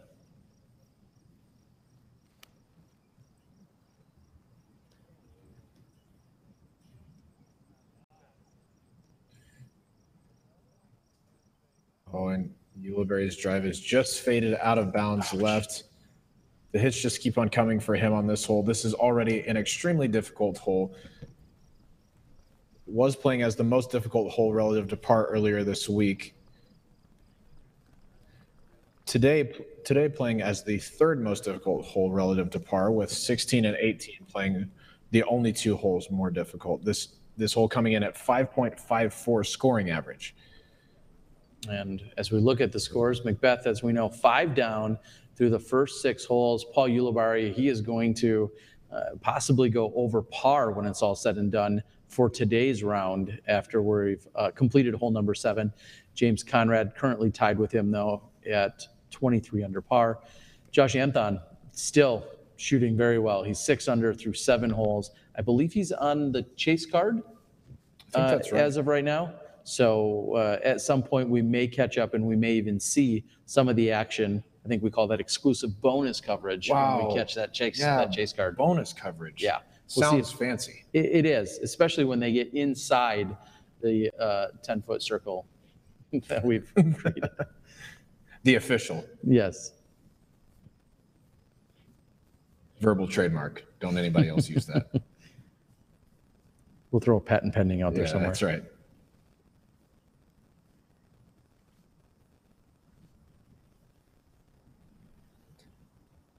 James has a longer run up than most, so one of these OB stakes may be in his way just a little bit.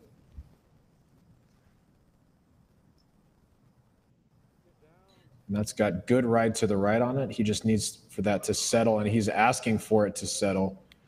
That's gotten a huge skip out of bounds left. He will be outside circle 1. Wow. Yeah, and right now the premium being placed on just keeping it in bounds. I mean, It's one thing to walk away, you know, of course there's not going to be too many eagles like Calvin's, but the birdie, yeah, that's great. The par, yeah, that's pretty good. That's good. Yeah, you just want to keep it in bounds here. And if you do that, you're going to make up strokes on the rest of the field. Well, maybe except for McBeth, who right now is 5 under through 6 holes. And, you know, for people on the chase card and even on the lead card trying to chase him down, it's kind of difficult to do that when he's birdieing all but 1 hole so far.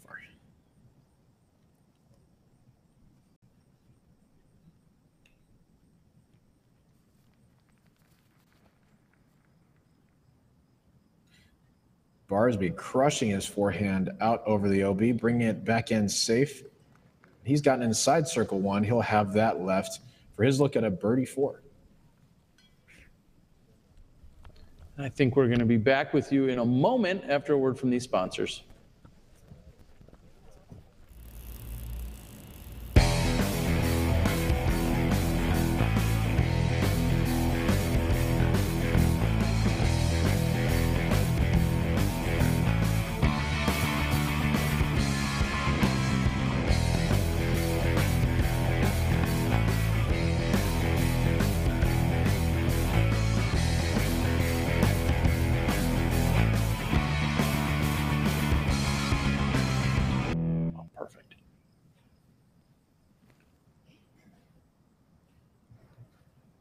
So after seeing McBeth throw a forehand on the previous approach, he throws another forehand. And as many of our viewers are online are saying, it's almost too easy, too nonchalant. How is he so effective with that forehand?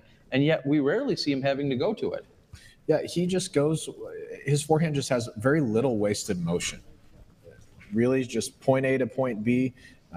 We know that McBeth has a baseball background, and so those sort of motions are going to be really familiar to him.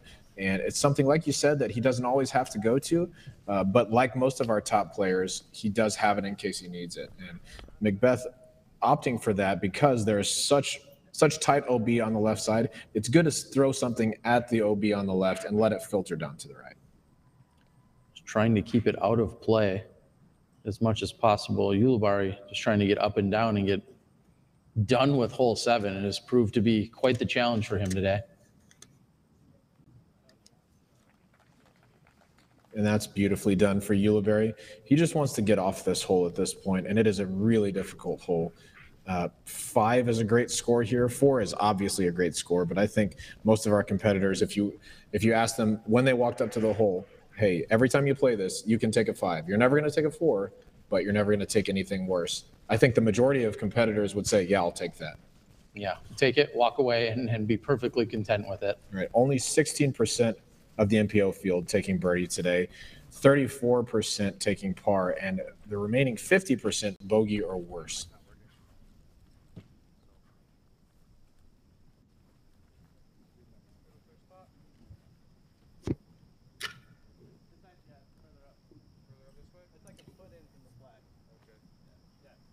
Thank you, everyone, for joining us today. Please go out and share the link. Let everyone know you're watching live disc golf for our third round here at the 2018 PDGA World Championships. Robert McCall along with Terry Miller. We're about a third of the way through this course. And right now, you have to say that all the momentum is in Paul McBeth's favor. He seems to be on cruise control. A little bit, but he's always still going to push. Maybe not aggressively push, but I don't think he's going to be content with, a few birdies, mostly pars. McBeth wants to put this thing away starting right now, and you can tell by his play.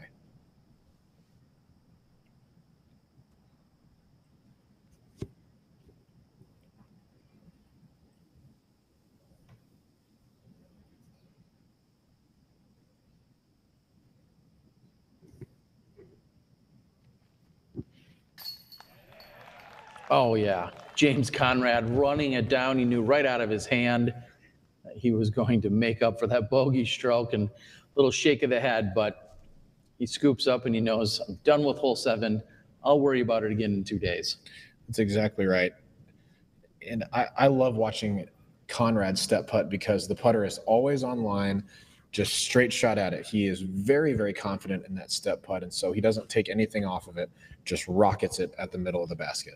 And with his steps, he's already halfway to the basket pretty much as soon as he releases. As somebody who's not that tall, that's kind of unfair. Yes, it is. Greg Barsley with a solid putt.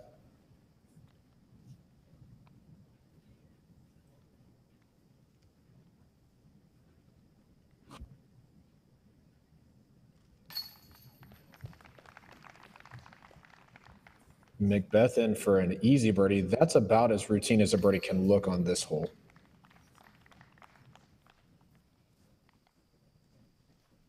Let's see what we're going to find on hole number 8. Hole 8 on the Fox Run Meadows course measures in at 675 feet. It plays uphill all the way, so if I had to guess, I'd say it plays more like 800 feet or so. Competitors need to get as far around the corner as they can on their first shot, keeping it inbounds with out of bounds on the left and right sides, and then throwing a difficult tee shot, difficult second into the green with tight out of bounds on the right side and a little bit more forgiving out of bounds on the left. If any of our competitors are playing for a birdie 3 today, they've really got to bite a lot off of the drive so that they can see the out of bounds on the right and make their play strategically from there. This is one of those holes that a lot of competitors are really going to be happy with as it is the 5th most difficult hole on the course today, coming in at a scoring average of 4.35. Only 4% of the MPO field birdieing this hole today. Wow. Lots of pars, over 60% par rate, only 4% birdie rate. And one of those 4% being Ricky Wysocki, as we have to keep an eye on him. Ricky Wysocki now sits 6 under par through 10 holes. He has a perfectly clean scorecard with those 6 birdies. He did birdie hole number 8. In fact, he birdied 5, 6, 7, and 8. He took the par on 9 and then birdied hole number 10. I noticed he had the clean scorecard along with Paul McBeth, of course, and Josh Anthon. And then just scrolling a few past him, who's making a little bit of a move here, Chris Clemens of Team Dynamic Disc. He's moved himself up 10 positions right now. He's in a tie for 7th. He also has 6 birdies through the first 10 holes. So Chris playing very well out here today, keeping a perfectly clean scorecard. Chris Dickerson, another Chris, he's 5 down. He's through 12. And he's actually carded 7 birdies through 12 holes. So it'll be great to see Jordan Castro making big moves today. Jordan Castro up 28 spots as he carded a 9 under par and moved himself up 28 spots. So very impressive performance out there. He's still got Jordan. 18 to play as well. Oh, okay. Yeah, he does. So, he's probably going to finish at 11 under par. At least. Definite eagle. Maybe just a regular birdie. Who knows? Yeah, let's go. Yeah, Jordan would say, I can like that and get behind it. Let's go. McBeth on the tee on hole 7. The most important distance to get here is the right to left from the tee's perspective distance. It doesn't have to be long. It really just needs to get up and carry to the right. And McBeth will just go ahead and take both types of distances as he's thrown well around the tree line to the right side and quite a ways up the hill. If he does want to attack for birdie, he's in a great spot to do it. And as soon as our live scorekeeper on hole number 7 is able to enter in the final scores, that's when ours will dynamically update to show you that we're here on hole number 8. This is Barsby's turnover, and the gallery really likes that shot as well.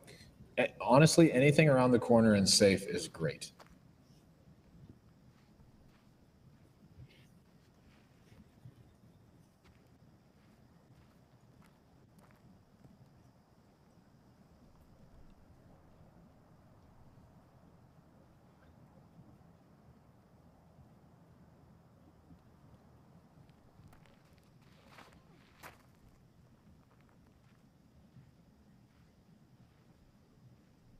Conrad's drive has plenty of height.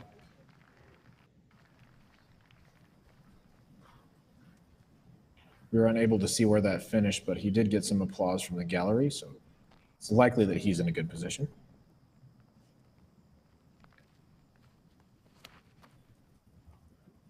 After a tough hole 7, here is Paul Ulibarri. Really, that's more of the play for par that we've been seeing. All right. Straight out. They're moving down. Let's hear a word from our sponsor.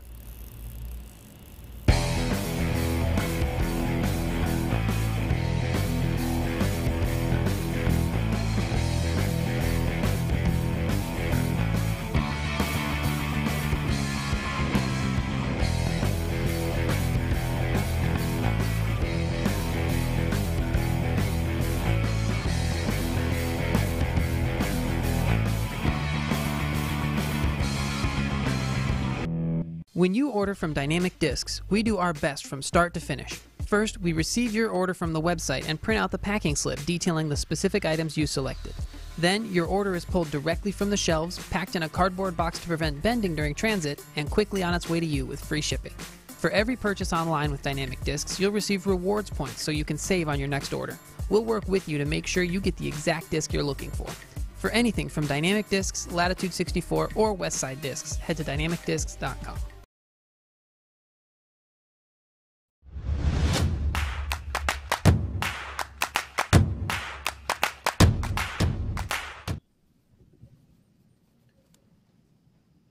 Paul Ulibarri throwing his second shot.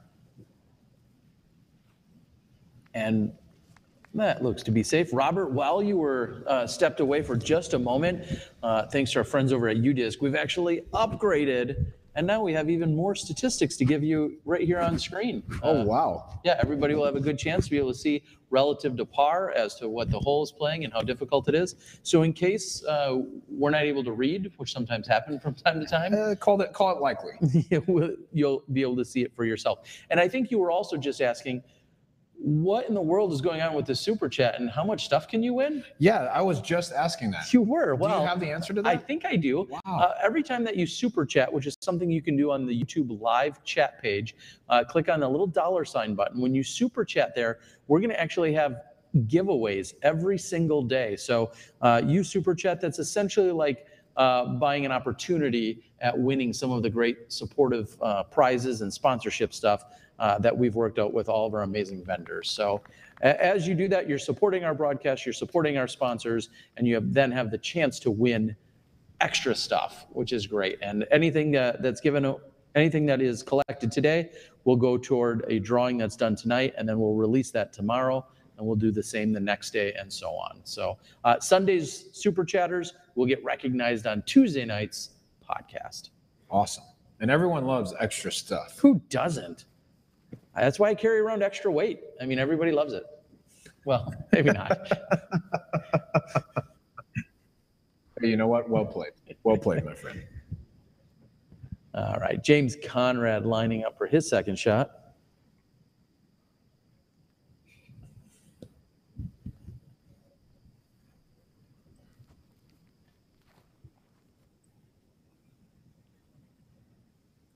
Conrad taking an aggressive line out over the OB. Oh, yeah. Inside circle one, though. Unless you've played this course, you don't know how difficult that shot is. When you're in the spot in the fairway that James was, after throwing a fantastic tee shot even, there's so much OB that is right where your disc needs to travel in order to get to the basket that you have to carry all the way there. McBeth has put himself in a great spot so that he can throw forehand into the screen, and that's a perfect shape to be able to cover inbounds most of the way instead of out of bounds.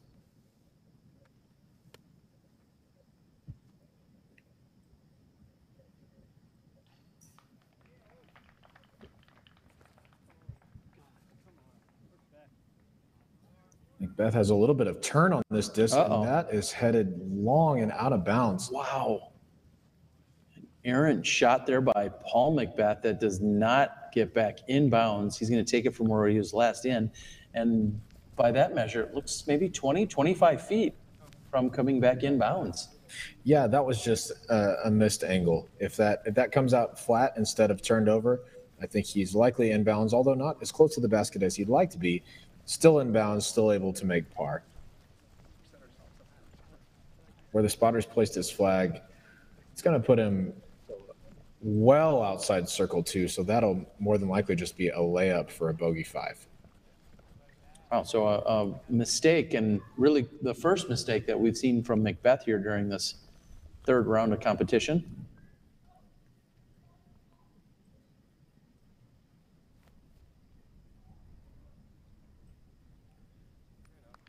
Ulibarri sticking to the game plan and playing this hole for par, which he's done quite well. He'll have a drop in.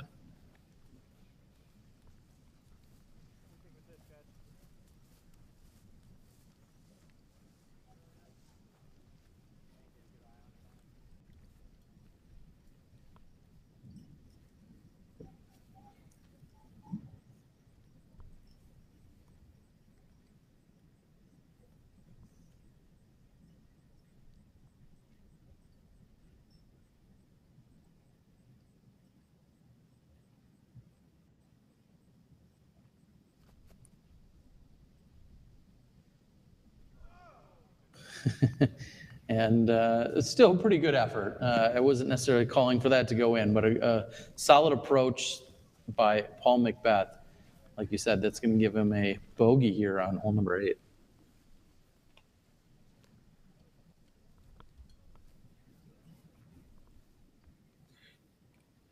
And that's really the first error we've seen from McBeth. Not even a really bad shot on hole 2, just caught a little bit of the edge of the tree and chained out of his putt. He's birdied everything else, and this is really the first blunder we've seen.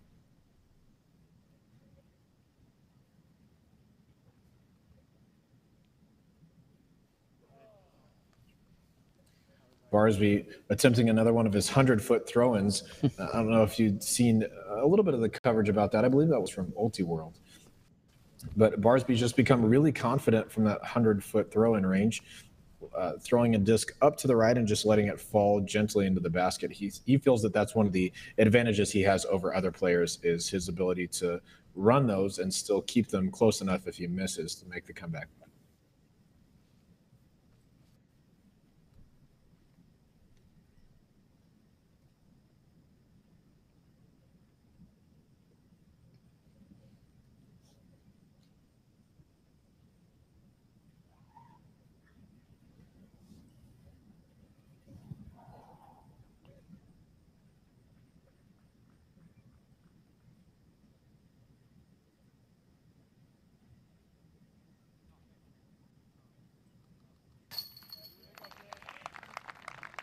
As expected, James Conrad making quick work here on hole number 8.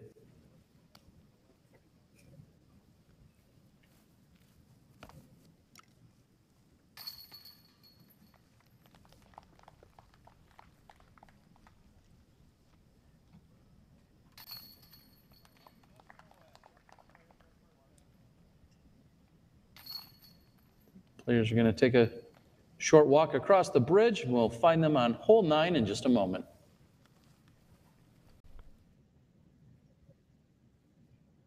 Hole 9 comes in at 435 feet. This plays downhill, so I would say it measures in, or it plays more like 390, 380 feet. This hole has, as most of the holes at Fox Run Meadows do, out of bounds on the left and right sides of the fairway. Players are going to want to throw a shape, whatever shape that they can throw straight the longest, that's what they want to throw. So for some people, that might be a subtle flex that moves back to the left at the end of the flight. Some players may throw their straightest disc as flat as they can, and then we might see some hyzer flips up to flat. This is by no means a must-get birdie, but a great two to separate yourself from the field a little bit. Anything that lands near the boulder is really good. Anything that lands just outside the circle, yeah, we'd take that too. Well, and I feel like they've really tightened the OB on that left side. I think back to a few years ago when we were here for the Green Mountain Championships, it was a little bit more forgiving on the left side. The right side not only is OB, but there's also a big drop-off, so I can see why they really don't want players throwing or going over there. This is a fairway that you have to be in the center of, as, like you said, it plays downhill, and it... we got a fly up here. I've got a fly in my face. As it plays downhill, it's about controlling that speed and not having something flare off too hard. And when you have the power that some of these players have, they may be throwing either fairway drivers or even throwing some form of a mid-range. I think of if it's a calm enough day, a James Conrad or a Paul McBeth could even be throwing something like a rock, for instance, at this, which just gives them an incredible amount of control. I agree. I think we'll see very, very few distance drivers here. The fastest thing we would see would probably be around a 9-speed. To get inside the 10-foot circle. Yeah, circle 10 foot. Yeah.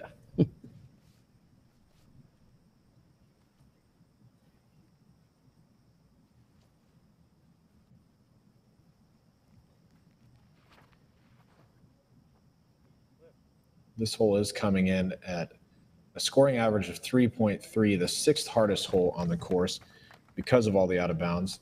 James has played the hole quite conservatively, very safely. He has found the fairway, but he was not very close to the basket, probably a long jump putt for him.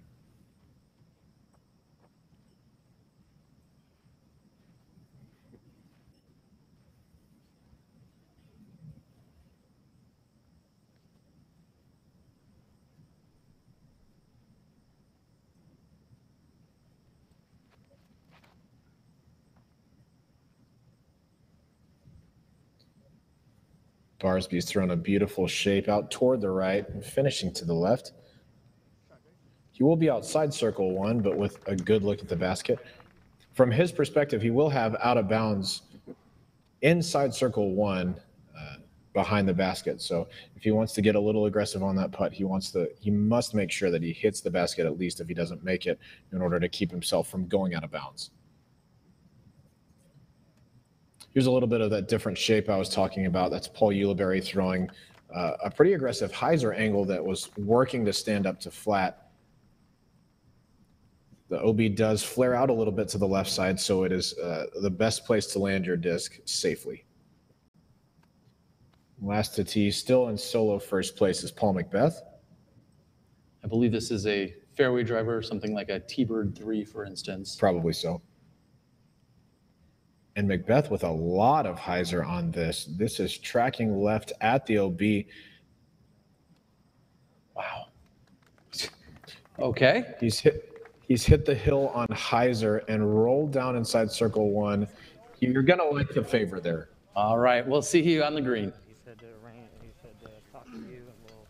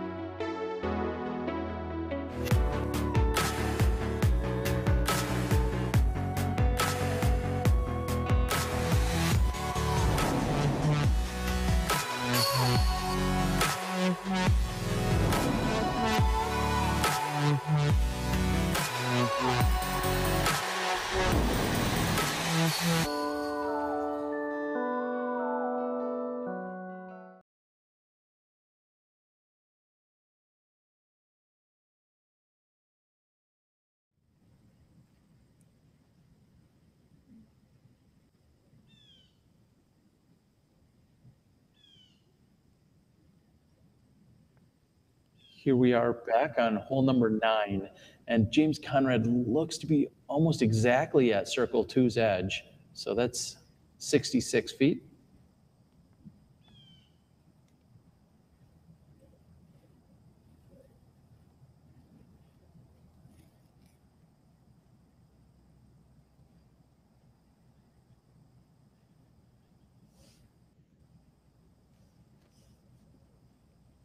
And that's just too high out of James's hand.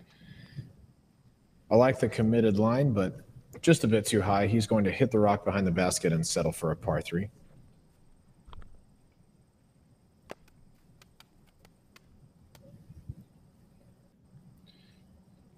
Next to putt is going to be Paul Ulibarri. Looks as if he's just a bit inside circle 2. This is probably around 50 or 55 feet.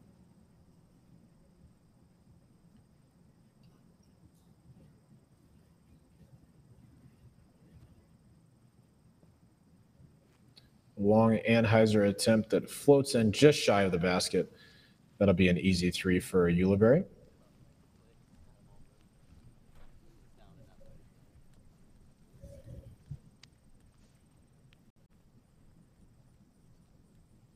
Barsby's drive has stayed up on the slope of the hill on the left side.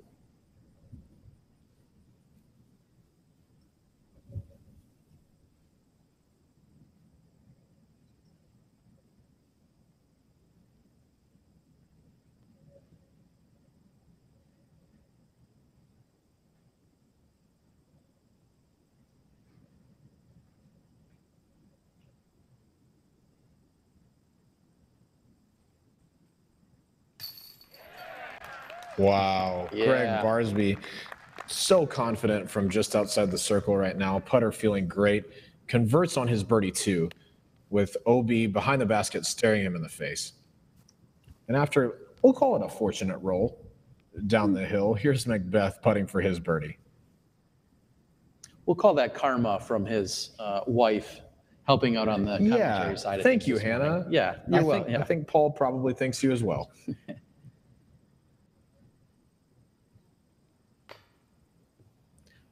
Oh, and McBeth doesn't convert. Oh, you Hannah karma to him. Well, that was for the roll down the hill. It didn't have anything to do with the There's putt. only so much help he can get. Is that what you're saying? That's right. That's a Wow. shocking result from McBeth there. Yeah, for him to not be able to take advantage and capitalize on that fortunate break. Very. Yeah, almost count those as automatic at this point. You do. Well, as Conrad and both the Pauls tap out, I think we're going to also have maybe a little on-site information that's going to come to us in a few moments. But first, Robert, we are halfway through the round. So we are exactly the halfway point at the PDGA World Championship. Right. 2.5 rounds in with 2.5 to play. Paul McBeth, your leader, he could be leading by an additional stroke after missing that relatively short putt. But everything seems to be pretty much in check, in place right now as we're moving on. That's right. Paul currently in the lead by 3, starting the front 9 really well, starting out 6 for 7. Can't draw it up much better, except 7 for 7. That I guess that would be nice. But taking the bogey on hole 8 and then the unfortunate miss on hole 9, he's sitting at 5 under par on the round, 3 out in front of Josh Anthon and James Conrad, both of whom are tied for second place. And then we've got Greg Barsby sitting in 4th place with Paul Ulibarri behind 5 shots off the lead. Okay, well, I believe we have Steve Hill from the PDGA. He's out there on the ground. He's going to give us a little look and feel what the vibe is out there as we're at the halfway point. Here's Steve Hill from the PDGA.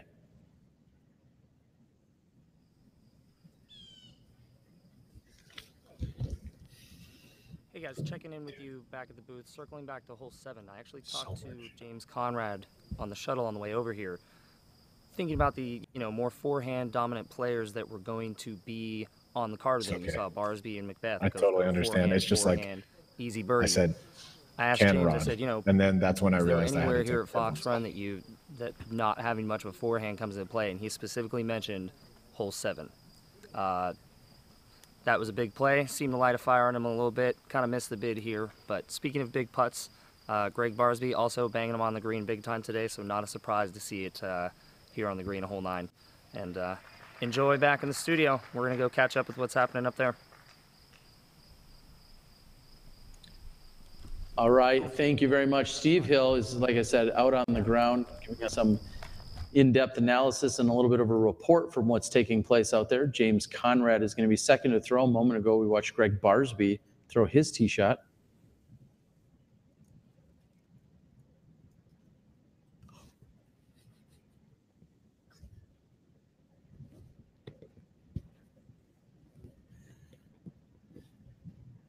And sometimes when you go out to the field, you may get a little bit of in-studio and on-course enlightenment. So next time, we'll make sure that we have just the on-field reporting coming at you.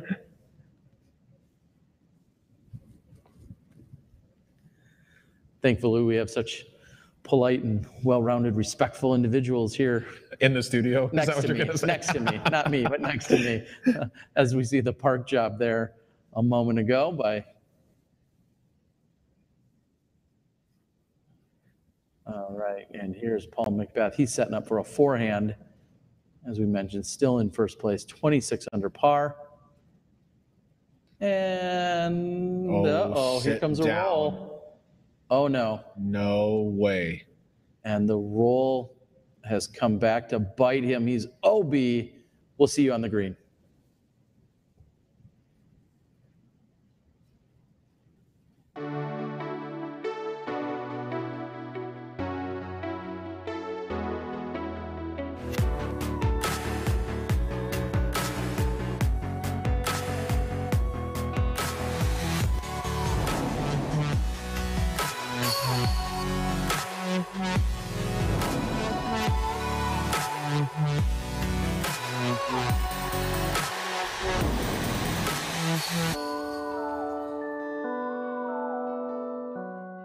The season is over, and it is time to order your 2019 Pro Tour trading cards. Top 50 MPO, top 15 FPO, plus our limited release specialty cards. Pre-orders are guaranteed at least one limited release specialty card in each pack or deck.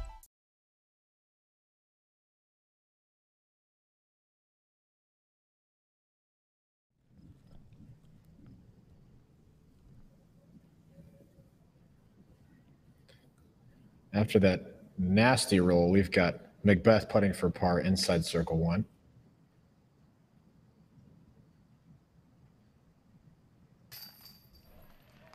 All right, so really no harm, no foul there. He's able to still get up and down and walk away with the par, but I'm not sure if that was a direct response to the fortunate roll that he got on the previous hole. But either way, here he walks away with the par.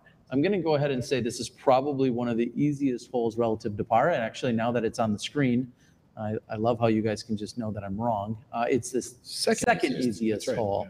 And I believe it played as the easiest the other day. So hole 10-1, you definitely want to walk away with the birdie. McBeth losing 1 to most of the field here today.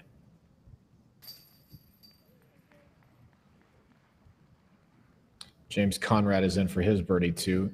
Yeah, we have hole 6 playing as the easiest hole on the course today. That uphill, either forehand or putter turnover if you're James Conrad.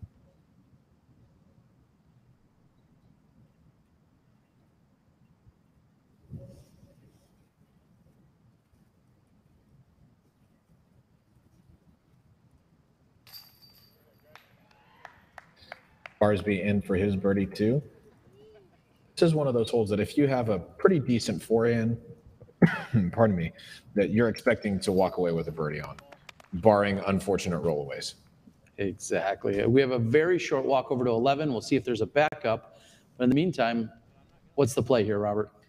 Well, hole 11, 575 feet. Our competitors can choose a straighter shot that finishes a little bit to the left, or they can play a big anhyzer around the lone tree in the fairway.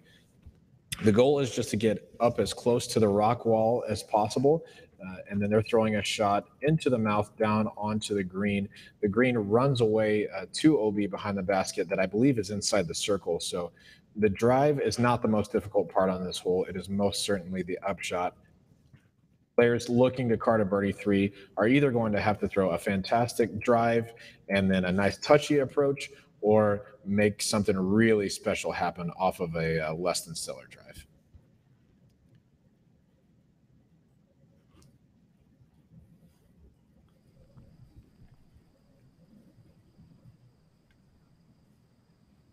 Greg Barsby with the honors after the birdie on hole number 10.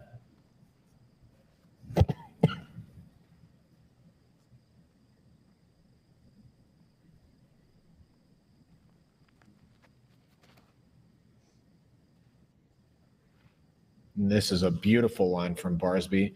A little bit of left finish, and he's going to like that. That's going to set up great for a forehand approach. Obviously, a shot Barsby's very comfortable with.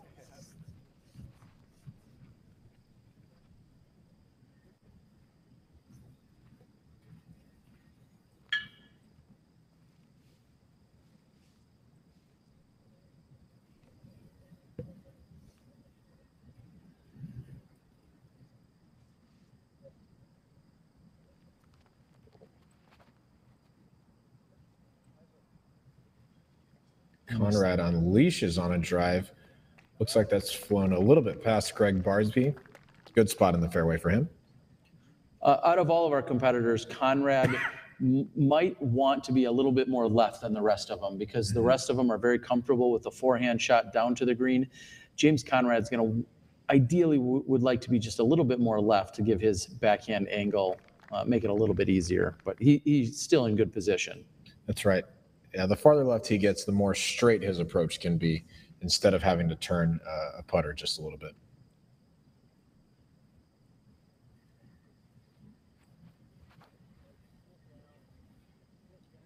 McBeth with a hyzer that stood up to almost flat is tracking left, and he has stayed in bounds. That's going to set his angle up beautifully. Here's a word from our sponsor on hole 11. My name's Cody Britton, and it's a hot one out here, which is perfect because we're going to be talking about the heat. One of the great things about the heat is it gives any skill level player the ability to get it up to speed, to get tremendous amounts of glide. The rim fits well in anyone's hand. So one of the things that I love about this disc is how easily I can throw a consistent anhyzer. You can even use it to throw manicured shots through the woods. It's just an all-around phenomenal disc. Check out the heat for yourself today. You can pick one up at discraft.com or your local retailer.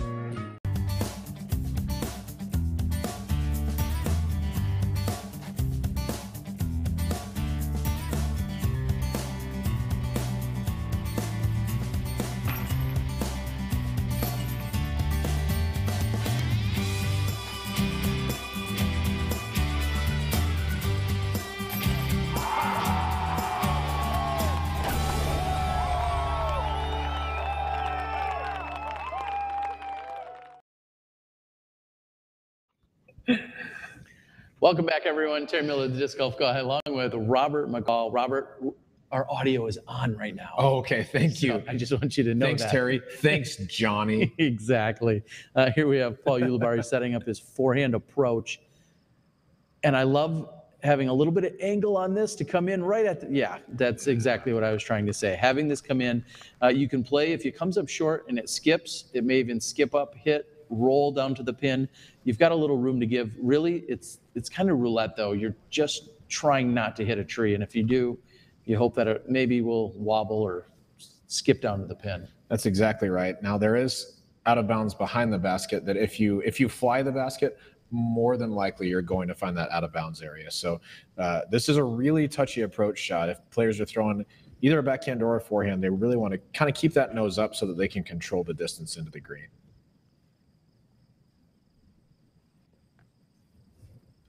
And for those that have been out here for the last few years for the Green Mountain Championships or the Pro Tour finale, I want to real quickly talk about the next hole is different. And it's really what we used to see from hole number, we'll say 13 in other years, but this year we're not playing across the water over to the rock. So that's a little bit of surprise that's in store for you.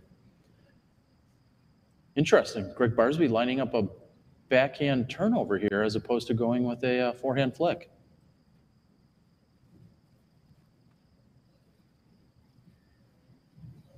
And it may just be that he wants to keep that nose up a little bit easier. It looks like he's made the right decision, as that is inside the circle 10 feet circle from Barsby.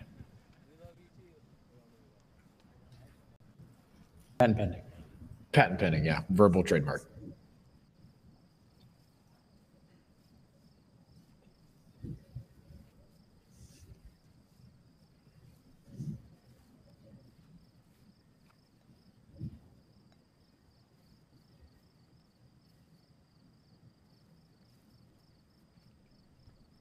Looks like our friend Seth Muncie over at Disc Golf Strong getting in on the super chat action. We appreciate the support. We invite everyone to go out and check out Disc Golf Strong as well, as he's doing a lot of great things for our disc golf community.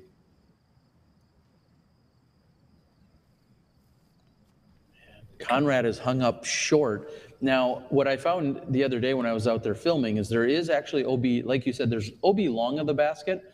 If you go another 20, maybe 30 feet to the right of where Conrad just landed, you can actually find OB over there as well. So it really kind of plays as a peninsula green. Mm-hmm. And this about, if you could go and drop your disc somewhere in the fairway, this is about as... Oh, my goodness. McBeth agrees as he tries to run. I believe that's his Nova, in for two. Wow. That's an extremely aggressive play from there, because if that misses, that's out of bounds, guaranteed out of bounds. Wow. Well, here it is again.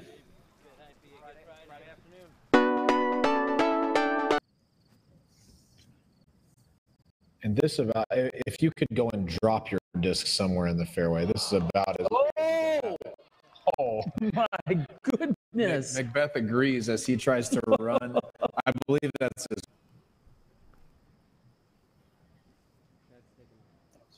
Johnny V in the instant replay here, being able to take a look at that again as Paul McBeth.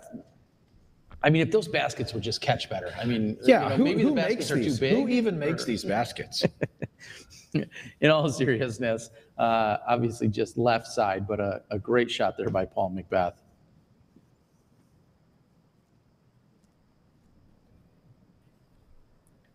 Conrad from a knee, putting from what for a shorter person might just be a regular putt. But James Conrad's going to have a low ceiling to deal with here.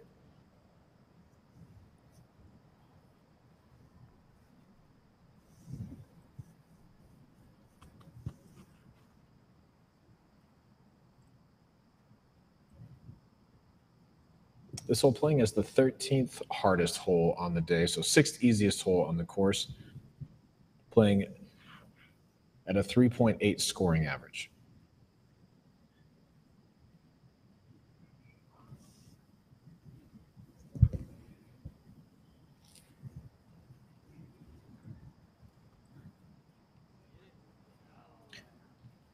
And Conrad just missing on the right side of the basket. Excellent bid from there, especially to be able to keep it chain high without fear of running it long out of bounds.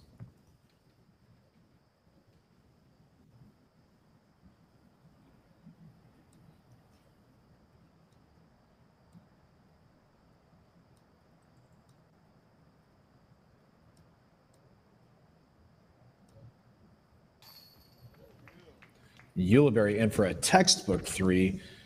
Beautiful drive, perfectly weighted upshot, circle 1 putt and in. That's going to move him to 22 under par.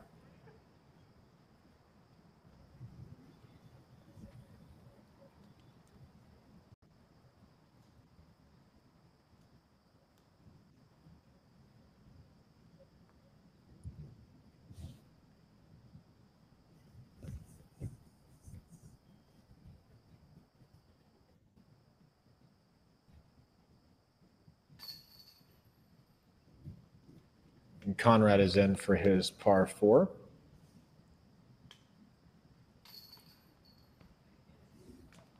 McBeth in for, I guess you could be disappointed with the birdie after nearly running his shot in for eagle. Barsby will drop in for his birdie 3 as well. We'll see you from the tee of hole 12. What are we looking at, Robert? Hole 12 is a different tee pad from years past here. This comes in at 720 feet. Players are going to want to play along the right side tree line and then eventually get to the left side of this fairway. The farther left you are, the better. It's much easier to access the green from the left side of the fairway because that's where you can see the basket. So the out of bounds kind of forms an island. Once you are on the left side, you've got a straight shot or maybe even just a subtle turnover up to the basket with out of bounds, left, long, and to the right. The mistake that most players make is leaving their drive a little bit too far right and getting aggressive on their second.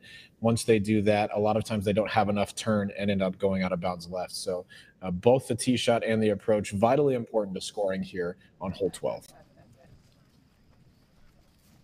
And as I know, we've recognized that it's Paul Ulibarri's birthday today. Also, Deanne Donaldson, who finished second at the Amateur World Championship. Yeah. She's also out here competing as well at the Pro World Championships here this week. So happy birthday to her, celebrating. So a couple of world's birthdays taking place out there this week, today specifically. Paul McBeth, even with a few missteps in the prior couple of holes, we still see him with that 3-stroke advantage. Greg Barsby, James Conrad, and Josh Anthon all sitting in a tie for second. Anthon continuing to climb up the leaderboard.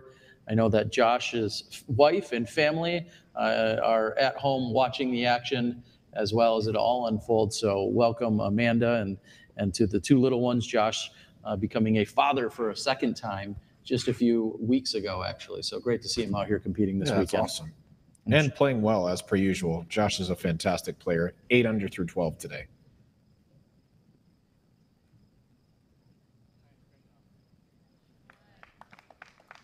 Barsby on the left side of the fairway may have a little bit of obstruction with the trees there, but if he's far enough out in front of him, that angle is really where you want to be. You see why Saki has fallen off of his hot start just a bit. He's bogeyed hole 11 and then parred 12, 13, and 14. He has fallen back to 5 under on the round in a tie for 8th place with Seppo Payu, Nico LaCastro, and Andrew Presnell.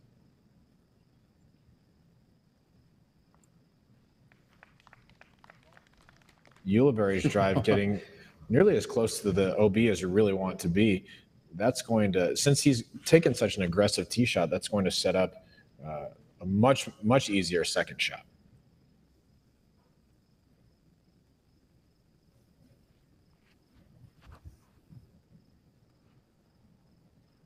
McBeth with some more height on his than the other competitors. He's actually put himself in a good spot. There's flat footing up on top of that hill, so that may be an even better spot to throw from than some areas closer to the OB just because of the side hill footing.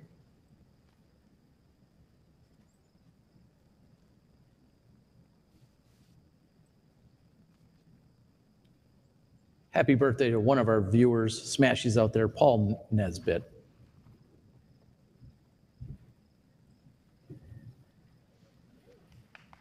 Conrad following suit. He's ended just to the left of that hill. He may have some awkward footing. Here's a word from our sponsor on hole 12. I'm Danny from Dynamic Discs, here with some information on the official rules of disc golf. This is PDGA rule number 803.01b. A player is not allowed to move any obstacle on the course except a casual obstacle that are on or behind the lie, such as stones, leaves, twigs, or unconnected branches, or any items as designated by the tournament director. This rule is in place to prevent people from altering the course to gain a competitive advantage. But also, the exceptions are there to make sure people stay safe. If I throw my shot and there's a pile of sticks right on top of my disc, it's not safe for me to try and get my foot up there, so that's okay to move. However, if I land just shy of that behind the discs, the branches don't extend into my lie, so I can't move those. The objective of this rule is to keep everyone safe. So next time you're playing a tournament and you have a casual obstacle in your lie, feel free to move it out of the way and make a safe shot towards the basket. For more rules information like this, check out youtube.com/dynamicdiscs. Welcome back, everyone. Robert McCall, Terry Miller, the disc golf guy. They're moving down hole number 12, which is, as we said, a slight variation from what we've seen in years past. I think some unofficial insider info was that where the basket was previously placed on the previous hole, maybe there were some environmental, legal challenges or Safety concerns issues. Sure, we'll say safety as well. So ultimately, when that position was there, I was told that wasn't necessarily going to be a permanent position. And when everything came to for the World Championships, everything was rectified. Steve Brinster was out here, along with Jeff Spring and some others, trying to make sure everything was taken care of. So that's why we're not seeing the hole where last year James Conrad was standing on top of the rock. Michael Johansson, I should say, the other long-haired guy, was out there standing on top of the rock. So that's why we're seeing a different hole here on hole 12 this year. And I love the holes that they've added to replace some of the holes that they took out. I think you guys are going to like them as well. We see McBeth taking a low line drive, coming up a little bit short of circle one. That looks like it's landed about 45 or 50 feet from the basket. Great angle, pretty good speed, just a bit low for McBeth.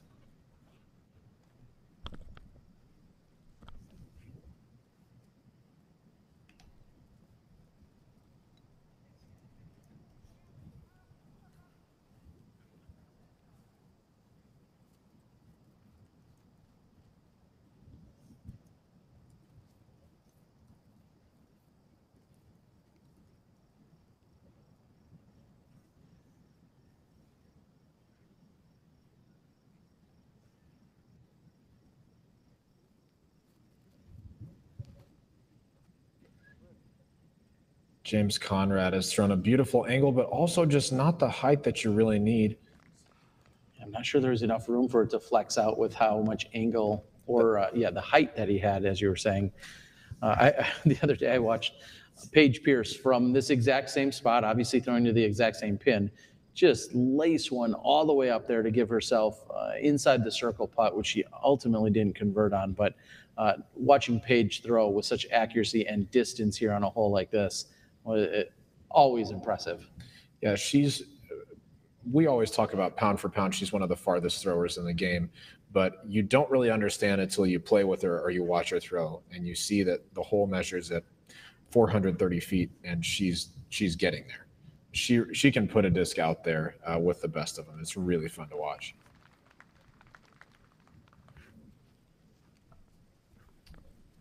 Barsby's shot has hyzed it out a bit early. He's going to find himself, looked like about circle's edge or maybe just a bit outside, a distance that he's very familiar with this week as he's converted a lot of those while we've been following him throughout the week.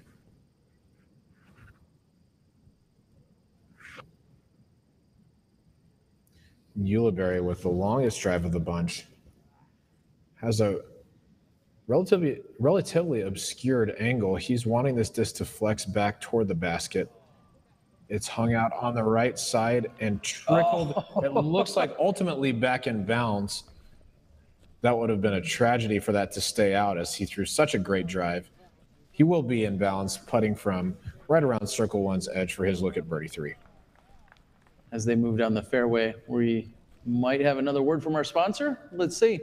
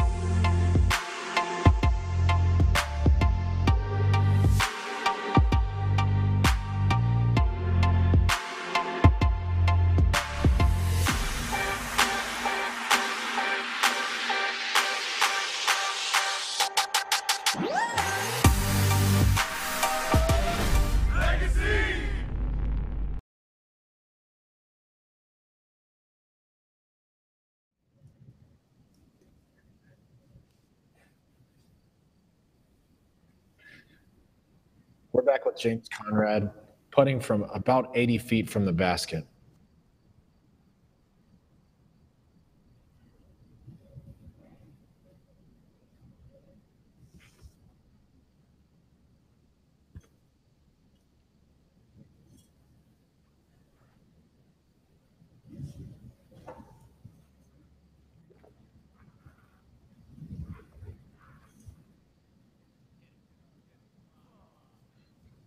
And James's attempt is just high and left. It has settled close to the basket, so he'll likely be converting for a par 4 here.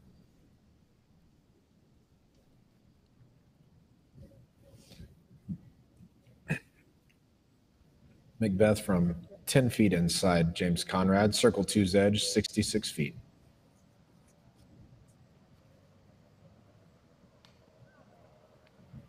McBeth's bid is just low, does settle on top of the wooden structure around the basket. He'll be taking a par as well.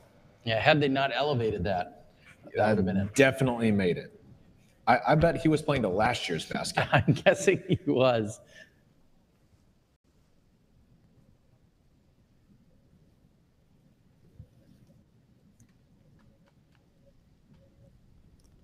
After a little bit of extra excitement that Paul, he may not have seen all the extra excitement on the rocks over there by the OB stakes. He is in bounds and putting for birdie 3 here.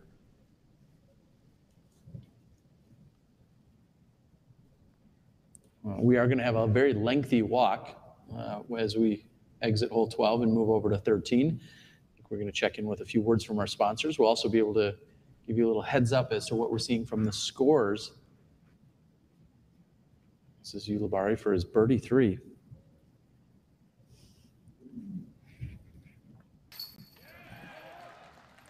Count it. Ulibarri making good on an aggressive drive that does pay off, nets him a birdie. That's going to move him to 24 under par and a tie for second place, 3 back of our leader, Paul McBeth, right now.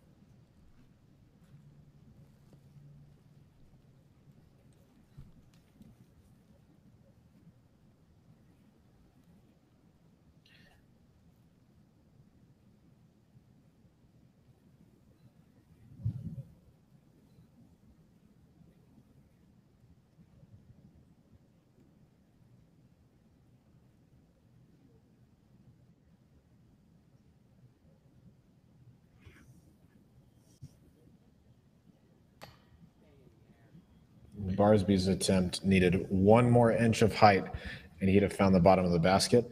Instead, he'll be settling for par here. As these guys are tapping in, I'm taking a quick rundown and noticing the top scores so far of this round. Casey White, 9 under, Matthew Oram at 9 under, and he's putting for birdie on the 15th hole as James Conrad taps in. Silver Lott at 9 under, and Philo Brathwaite 9 under. So those are your hottest scores that we've seen. And we're moving on. We've got a long walk. We'll see you on the tee of 13. Hi, it's Johnny V from SmashBoxxTV. Our Worlds coverage starts this Friday at 9:30 Eastern with the full FPO coverage. Then a short break, and we're giving you full MPO coverage. That's 2 full rounds per day. And each day that we're live broadcasting, we're going to be giving away over $500 in prizes. And all you need to do to be eligible is click the Super Chat button right beneath the chat. Every dollar you give to SmashBoxxTV will give you 1 entry into the drawing. So if you give $60, that's 60 entries. And we've got prizes from Black Ink Discs, Disc Golf Center, Infinite Discs, Keen Shoes, Dynamic Discs, Dude Clothing, Will Schustrick of Disc Golf Instruction. So join us on SmashBoxxTV's YouTube channel to be part of the broadcast.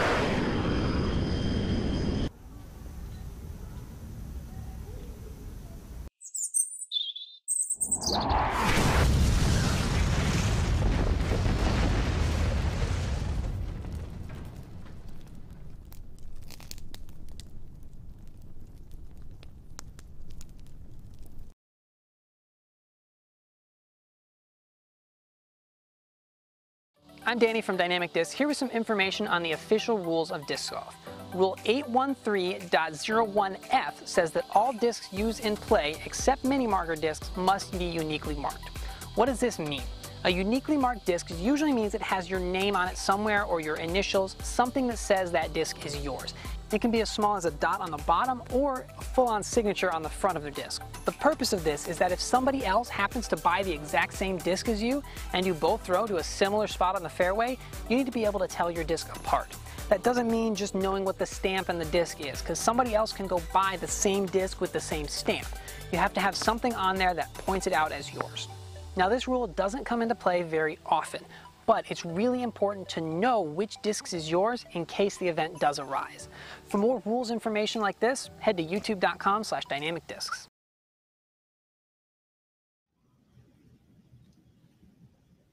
Welcome to hole number 13 as we move back towards the tournament central. You're going to play down this narrow alleyway, which ultimately will have 2 humps and then a finish to the left-hand side. The players are going to want to keep it perfectly straight. If you're throwing a right-handed backhand shot, you're going to play it flat and then let it just trickle to the green. There is OB deep of the basket.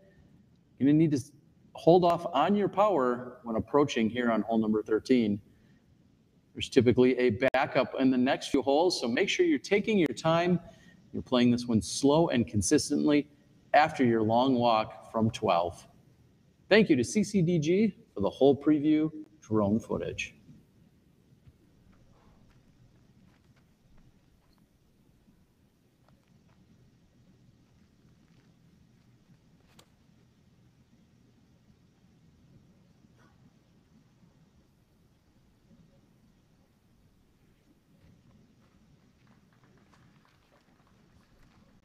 And the power lines can not only wreak havoc for the players, but also as we are trying to transition down this fairway.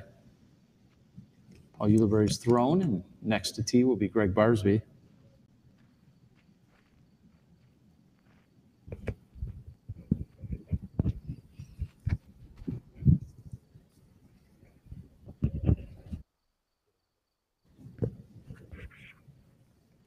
Barsby hits a tree, it gets up and it is rolling, and somehow is rolling not downhill, but maybe across the hill. He looks to be about 15 or 20 feet outside of circle 2. As Paul McBeth is getting ready to throw. I want to thank all of our Super Chat supporters and sponsors here today. Thank you guys for playing along. We'll be doing the drawing tonight and then giving away our prizes tomorrow from all of today's action. And then we'll look to do the same tomorrow.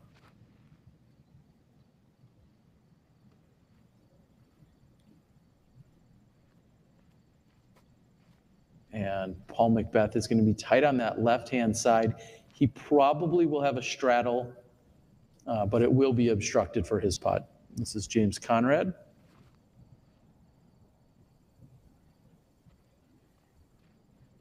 James's full speed pump fakes are awesome.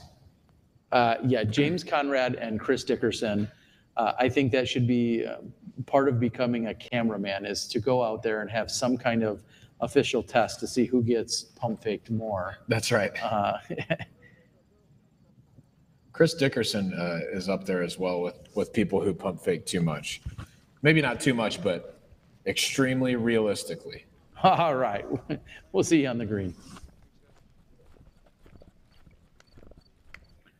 All right, well, instead of actually going to the green, it looks like we're back. Robert McCall, Terry Miller, the disc golf guy. Looks like we even have an in-house guest who's just walked in. Hey, Shay. Robert's wife, Shay, has just joined us. And earlier you were talking about the experience that you had here at Smuggler's Notch Resort, being in Vermont, just the beauty and the ambiance, everything that takes place up here. I assume I'm going to see you guys partaking at Fall Fest tonight. That's where it gets really rowdy. Oh, yeah, we'll be there. And rowdy is kind of my thing. Yeah. You know, if people out there know me, that I party hard and then apologize for it right after. Yes, understandably. Right. Well, we're looking forward to that. We invite everyone to come out tonight and tomorrow night. I believe there was also a special brew collaboration that was recently released as part of the tournament. So there's a lot of things going on. There was night golf the other night, the Festival of the Flying Disc taking place.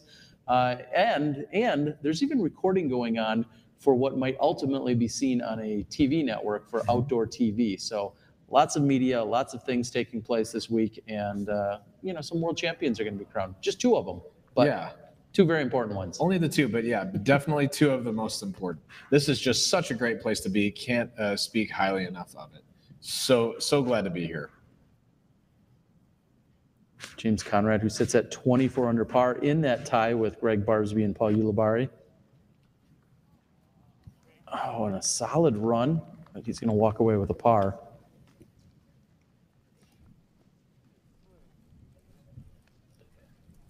And one of our favorite world champions has joined us in the chat. I didn't see any super chat next to his name, so I'm not sure we have to fully recognize him. But EMAC, none other than Eric McCabe, is out there, your 2010 world champion. He says he knows for a fact that you like to party. So good for the don't party. Oh, okay. Sorry, misread. He's quoting Hot Rod, but he's also not wrong. Misread that again. My contacts here today. So this is Barsby after getting a slight roll away. Is still sitting outside circle 2. You really just need to be content. You're going to take this, you're going to put it next to the basket, and you just need to move on, because that's one of those situations with this sloped green where someone could say, well, I could get cutesy. I could maybe give it a little half run. No. Well, when you hit the front of the basket and then it gets up and rolls 40 feet away, you'll be smacking yourself in the head later. So those are times where you really just need to commit and say, you know what? This is a par. I just need to move on. That's exactly right. I think for myself, if I was playing this hole, somewhere around 40 to 45 feet, I'm probably giving it a run. Much outside of that, I think I'm just laying up and securing that par, like you said, so I don't have to worry about that roll-away green or an obstructed comeback putt or anything like that. Now, McBeth here certainly looks in position that he's going to be able to give us a run. He is outstretched to his left, so this is a straddle putt. I think we're going to see Paul McBeth convert on this.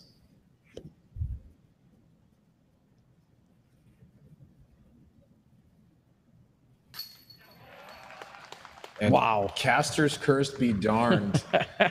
He converts from what looked like about circle's edge from an obstructed stance. McBeth shows no signs of slowing down as he is putting together an almost flawless round, taking his lone bogey on hole 8, sitting at 7 under through 13.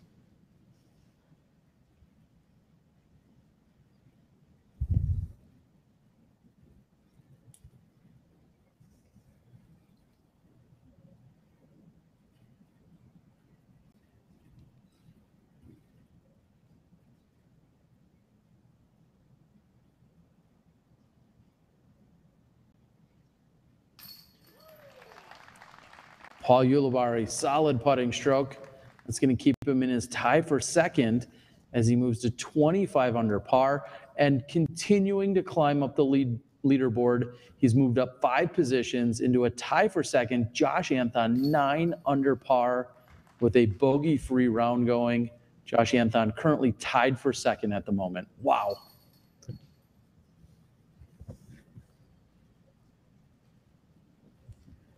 What are we going to see on 14, Robert? For our top competitors, 14 is one of the easier holes on the course. 380 feet uphill. We've got tall grass OB on the right side and approximately 5,000 trees around the basket. This is a shot where competitors, if they want to take most of the trees out of the equation, they play a straight shot at the basket that finishes left up the hill. The way to really get close to the basket, however, is to hang the disc wide outside those trees and finish just past them. We can see a lot of rollaways on this hole. If those hyzers happen to hit the trees just wrong, they can find OB really quickly. I wouldn't say this is a deuce or die hole, but it is certainly one that our competitors want to get. While I would say it is, it's no guarantee. This hole is playing as the 12th hardest hole on the course, coming in at a 2.81 scoring average.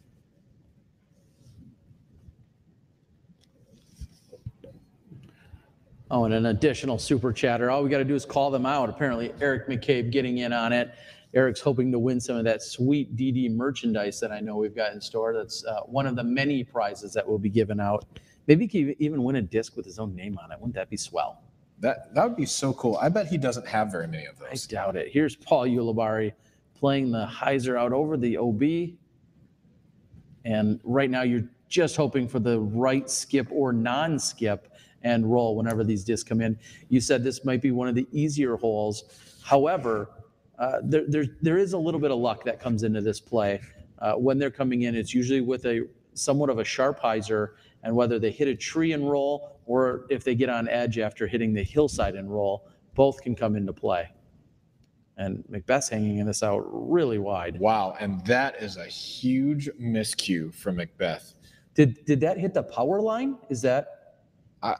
No, the power line's No, directly I think that just hit the trees on the right side. I assume he was trying to play over the top of those and just wow, that's a big miscue. Yeah, very surprising to see.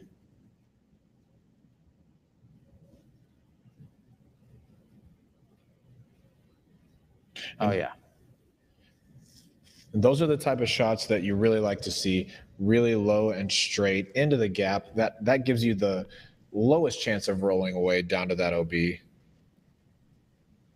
Wow, I am astounded by that shot by McBeth. I wonder if it was just a lack of focus or maybe just a grip issue. But either way, he'll be nearly re-teeing. Best case, looking at a 4.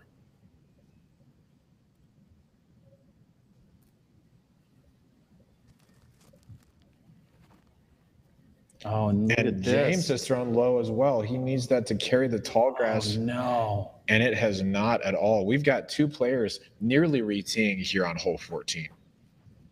And here's what I'm going to say as I'm looking at this. Paul McBeth is just going to simply re-tee. There's no point in him walking up the 20 or 30 feet to have a very uneven stance.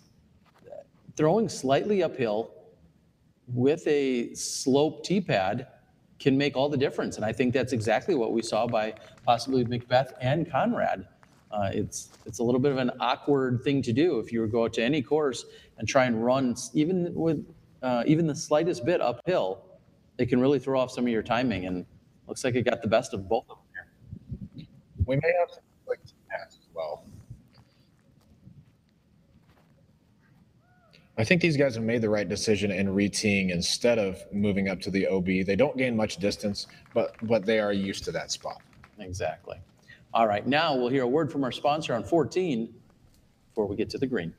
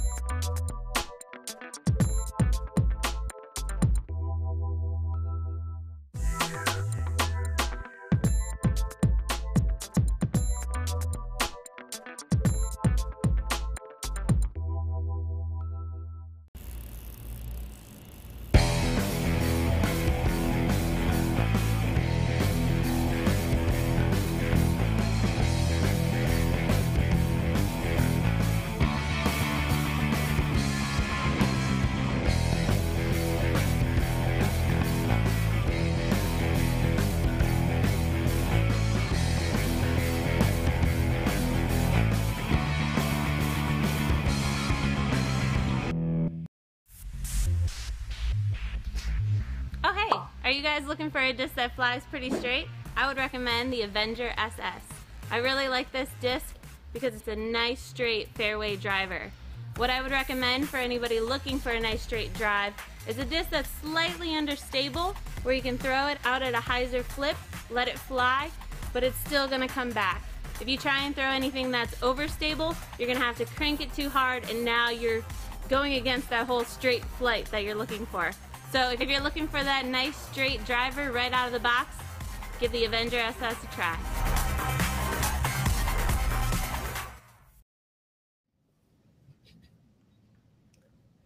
Again, thank you to all of our broadcast supporters and sponsors, along with all of our super chatters today. We appreciate it.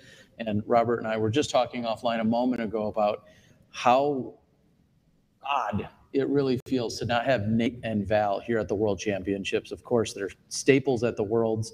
In fact, they've won quite a few of them between the two of them. I think they're somewhere around a collective seven. Yeah. 7 world championships, not including a couple of junior titles and mixed doubles titles.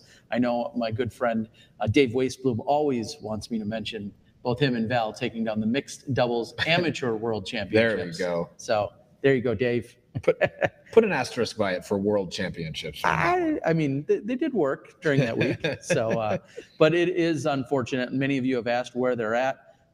They're simply working on their next career move, which is Bevel Beer, and they're putting together their brewery in Bend, Oregon. So, wow, what an unfortunate series of events for James, as he's going to take a double bogey 5 here on hole 14.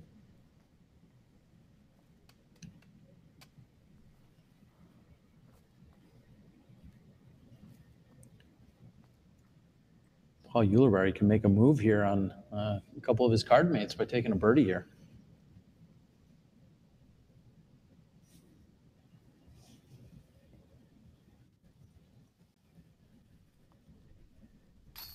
Oh, yeah. Ulibarri's deuce is up and in. Looks as if we've got about equal parts of the field taking birdie and par on this hole. 41% of the MPO field birdieing and 42% taking par.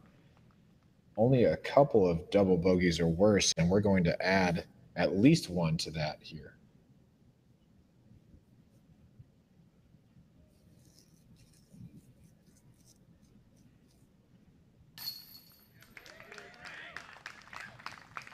Barsby converts on his birdie too. So assuming McBeth converts from inside that, we're looking at birdie, birdie, bogey, and double bogey. Wow. Yeah, not what you'd necessarily expect. We've got a brand new hole number 15 coming at us right here at Brewster Ridge. What do you see, Robert? I really, really like hole 15. We've got, as we've said, we've got a couple of new holes here on the course. Hole 15 plays 315 feet. It is a dogleg to the right. Once you're through the straightest part of the tunnel, the shot subtly moves to the right. So this is a good shape for somebody who has a great right-hand forehand or a really smooth turnover. Obviously, we'd seen lefty backhands putting this hole pretty close to the basket. I love the shape of this hole because it really is just hit a line, make sure that your disc can go straight, and then once you get up to the basket, as long as you navigate straight, you're going to have a putt. I don't think it's an unfair wooded hole at all, and I do think it brings some variety to the Fox Run Meadows course because so many of these holes are out in the open. I love having some wooded variety here on hole 15. And this is basically one of the middle of the pack holes, playing at just 0.08 under par, 2.92 today and on the week, and the 9th hardest hole. So this is middle of the road. Players definitely want to collect their birdie if possible, but more than anything, they do not want to hit a tree and find themselves in danger.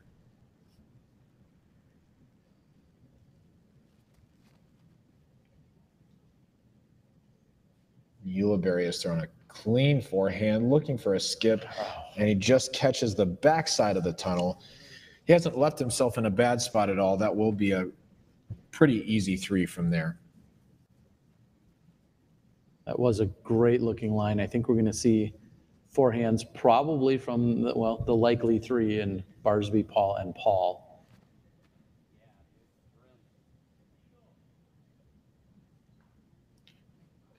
And this is a shape right in Greg Barsby's wheelhouse, but he's left it. He's released it a bit early and has caught some woods on the right side there. He may have some obstructions between himself and the basket.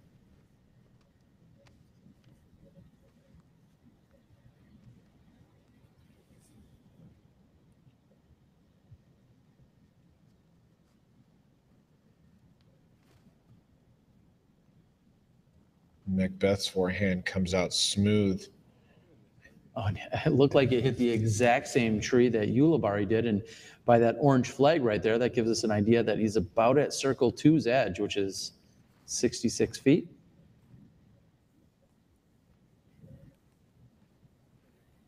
This is a big moment for James Conrad coming off of that double bogey. We'll see if he can regain a little bit of his momentum and or confidence, putting this one right down the middle.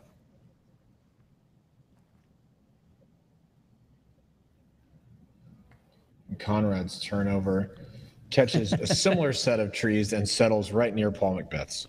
We'll see you on the green.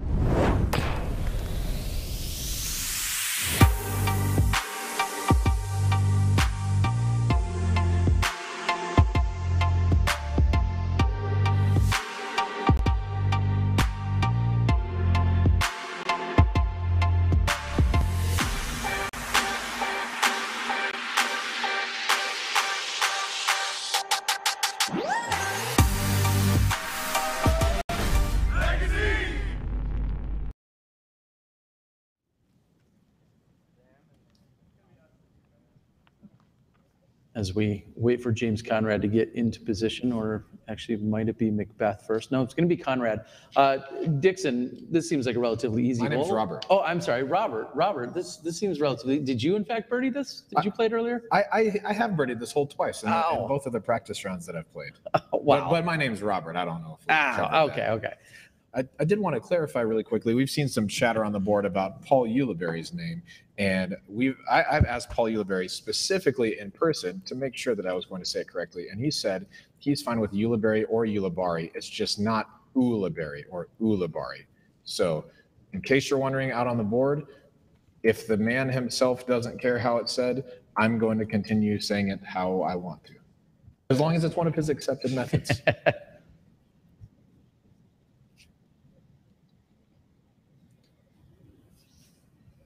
We see Conrad just a bit off from 66 feet.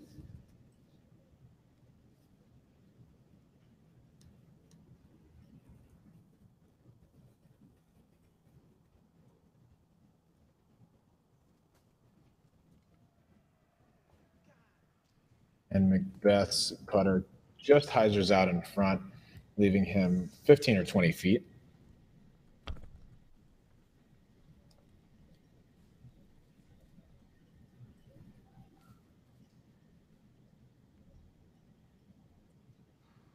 You know what would be great for disc golf is if Halle Berry played, and then she was public about it. Good point. I agree with you. I just think she could bring some good exposure to the game. You're not wrong, my friend.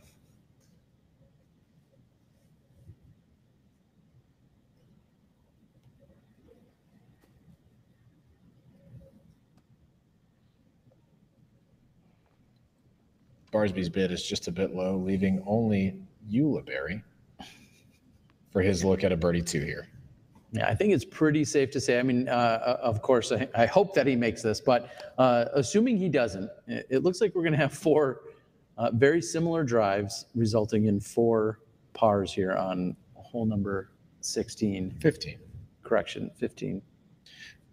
I will say this hole is more difficult. It looks difficult because of the tight fairway, but the distance is just, it seems like you need to throw it a little farther than you actually do to make the corner. And so we've seen a lot of our competitors go a bit long and hit those trees and settle down right around Circle 2's edge.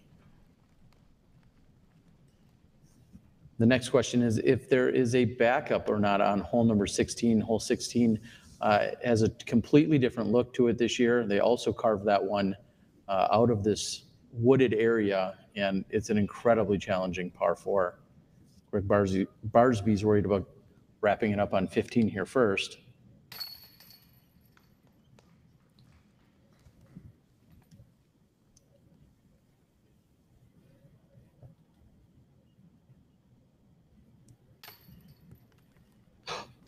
Whoa. what has just happened as McBeth caught the right side basket and nubs and then rolled to a further distance. Yeah, that's basically a full flight off of the basket. Wow. That's not what you're looking for when putting for par. No, and McBeth takes the disc and actually just sets it aside and putts with a different putter. Wow, and that's not the bogey you're looking to take. Goodness.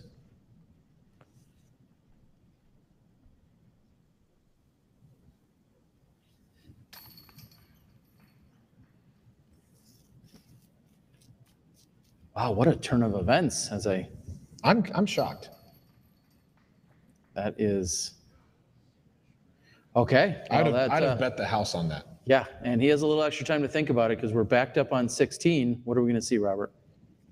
As you said, 16 is a new tee pad in the woods here. Again, bringing some contrast to the rather open remainder of the course.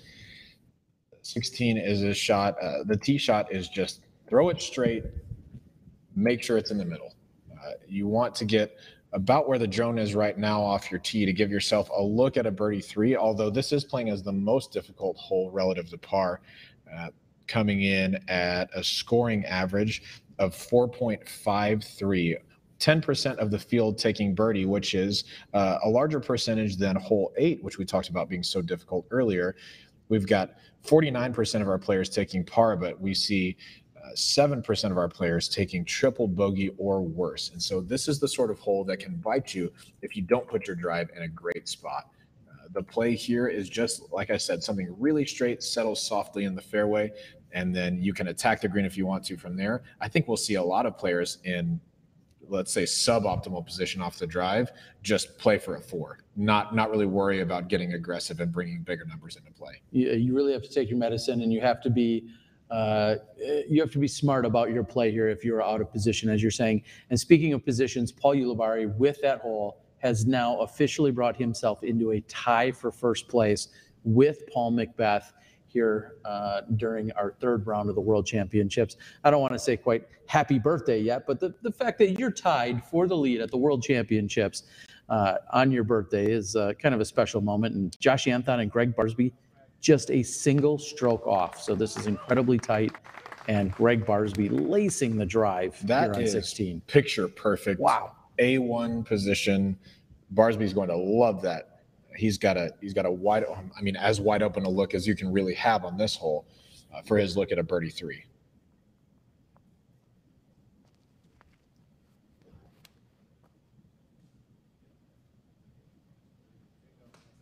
Ulibarri's drive is going to finish almost right next to Greg Barsby's. Wow, these guys are making this drive look so much easier than it is. This is slightly uphill if you can't tell from the perspective, and there is absolute death in the form of tightly clumped trees on both sides of the fairway.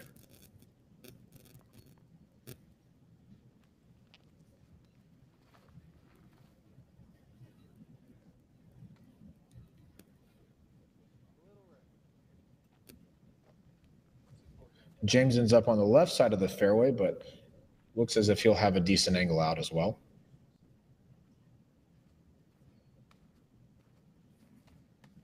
We've got 3 really good drives. We'll see if Paul can harness a little bit of his frustration maybe or disappointment from that previous hole. He really needs to put this in the center of the fairway. It's a perfect angle that's put him. And he's on the just flat on the back. spot. Yeah, just on the back of that perfect. tee pad. We'll see you from the fairway.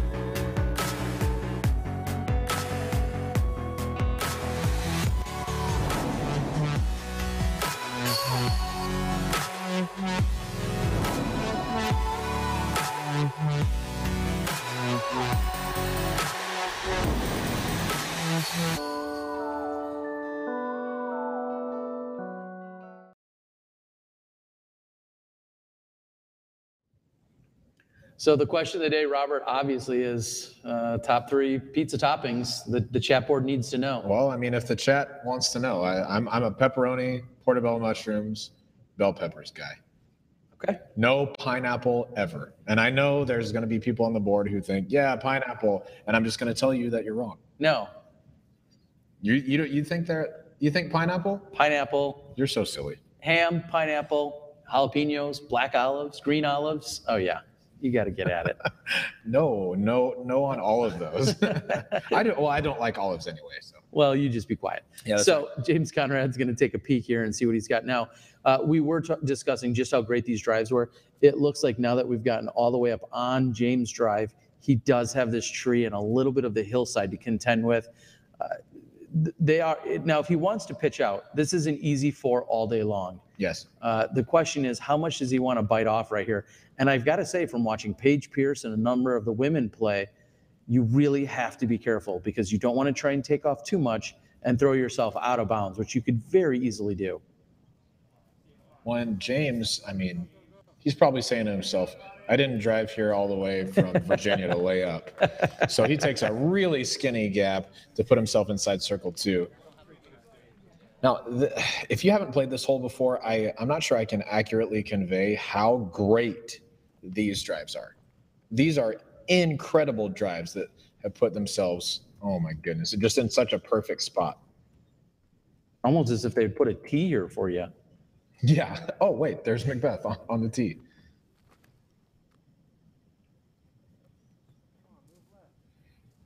McBeth's drive just needs to finish left. Oh, yeah. And it's done so beautifully. Wow, that's making this hole look so easy, and it just really isn't.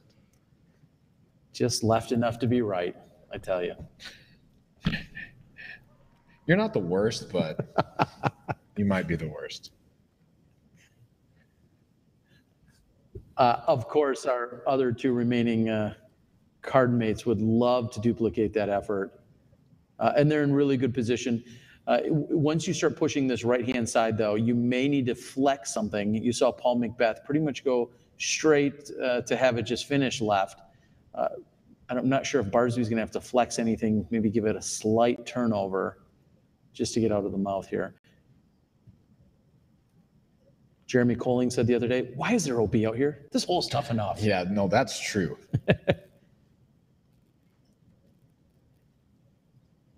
Barsby's drive is finishing toward the tall grass on the left, but that will be inside circle 1, giving him an opportunity for birdie. So some of you may recognize this specific basket and this placement. This was, in fact, where hole 16 has been in the last few years. Correct. Of course, coming at it from a completely different angle in the freshly carved out fairway. But this is where we've seen the long uphill par 4, hole 16 in the past. Just a completely different angle. And the old hole 16 was one of the easiest par 4s on the course. Correct. Easy hyzer. Most everybody taking birdie 3s, very few 4s. And many people, in fact, like a Drew Gibson, who I was talking to about it the other day, said, you know, he was throwing a power hyzer, an Eagle McMahon, a Drew Gibson were just throwing a power hyzer, trying to even get the Eagle, which plenty of people converted on that as well. So this is definitely a change to make the course tougher. And Ulibarri's gone a bit long. Tough to tell if that's inbounds. Looks as if that has settled out of bounds long, which you're almost never going to hear on this hole of somebody going OB long unless they have such a picture-perfect drive like these guys did. Wow. So he is going to be inside the circle, but now putting for his par. Yeah, we might be looking at a 1 or a 2-stroke differential between him and Paul McBeth. Just a few moments ago, I was saying, you know, here you guys are tied going into the 16th hole, and it's not going to be tied by the end of the hole. So I don't know if we just blew out his birthday candles or not. Sorry, Paul. Either way, a great battle. And I think all that really states is this is far from over, and we're going to see these guys battle it out for the next 38 holes or more, depending on how it's going. Math. Yes, thank you. I'm impressed. Real quick up there. Depending on how this plays out, what's interesting to see, I think, and not to pick on them by any means, but Eagle McMahon's not in the mix. No. You know, a lot of people had him picked. I think of a lot of our Smashies, a lot of conversation on podcasts talk about where's Eagle McMahon going to finish. You have to pick him as one of the favorites here, but I watched him walk off Brewster Ridge yesterday, shooting like a 3 under, and he was, a dozen strokes back or more. So interesting to see how this is playing out this week. Yeah, I watched a bit of Eagles round yesterday, and it just seems like he's just a little out of sorts. He just, the consistent lines that he would hit, the consistent angles, the great putting, he just didn't quite have it.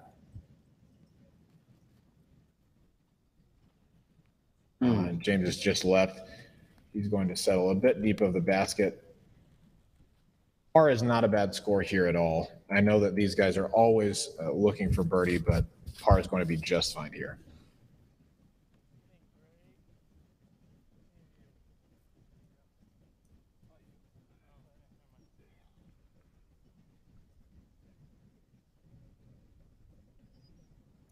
So the group will walk over and clarify.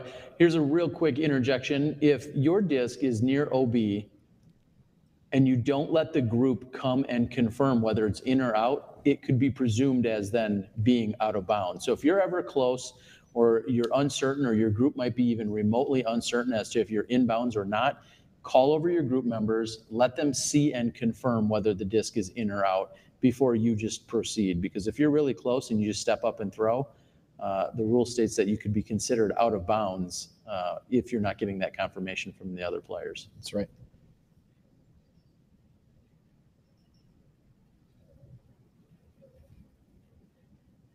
Huge putt for Yuli.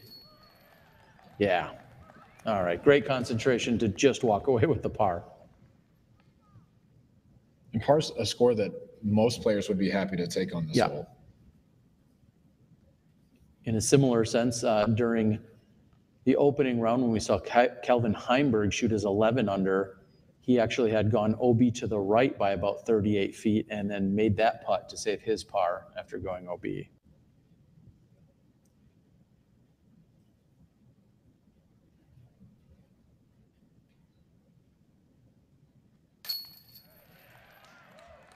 That's a great 3 for Barsby. Allow me to reiterate once again, this hole is really hard. Did you know that? How hard did you say it was when it comes in as the single toughest hole on the course relative to par? And we're looking at possibly 2 pars and 2 birdies? Yeah, that's very impressive. Fantastic.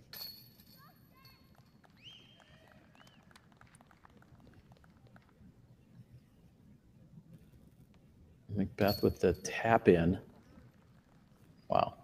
Great work out there, guys. Just 2 holes left to play here in round 3. What are we going to see on 17? I love these 2 finishing holes. Hole 17 is your last deuce opportunity on the course.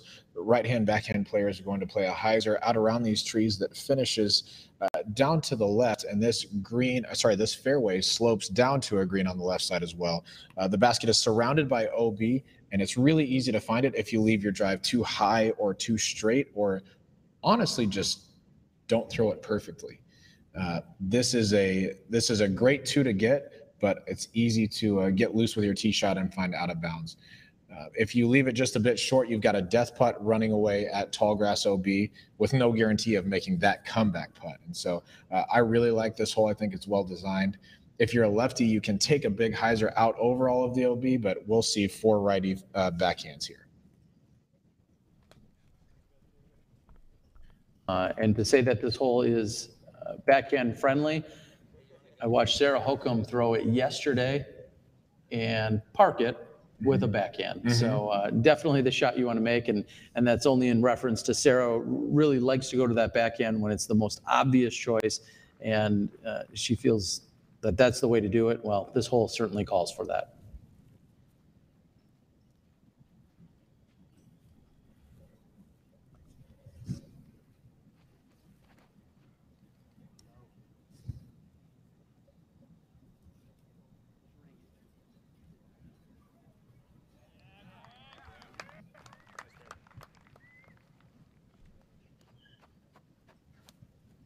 Barsby getting some applause. Anything in bounds here, as long as you're inside circle 2, you're going to be happy with. It's just so easy to go long OB, left OB, right OB. Touchy tee shot.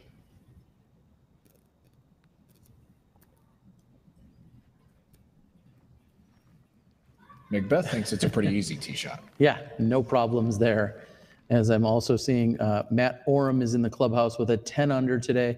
Josh Anthon sits at 10 under, and he is off the fairway on hole 18 at the moment.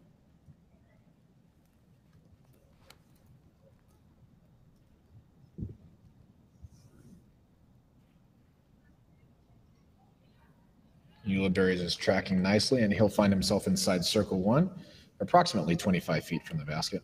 How far would you say the effective distance is on this hole, being that the last half of it plays downhill? Not far. I think 300, 320.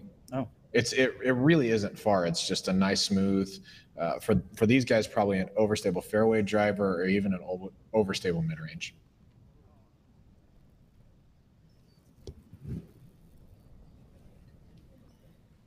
Looks like James has missed his drive inside just a bit into those trees.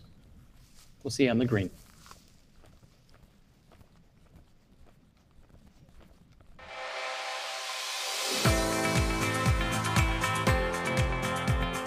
For me, it's time with my friends. For me, it's a walk in the park. For me, it's my job. For me, it's fun.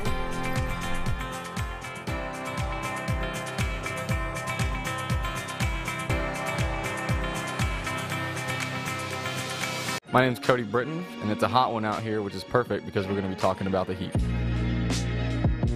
One of the great things about the heat is it gives any skill level player the ability to get it up to speed, to get tremendous amounts of glide. The rim fits well in anyone's hand. So one of the things that I love about this disc is how easily I can throw a consistent Anheuser. You can even use it to throw manicured shots through the woods. It's just an all-around phenomenal disc. Check out the heat for yourself today. You can pick one up at discraft.com or your local retailer. So James Conrad was short and left, which is going to leave him this for the layup. That's a weird roll coming out as well. It looks as if he's still settled inside the circle.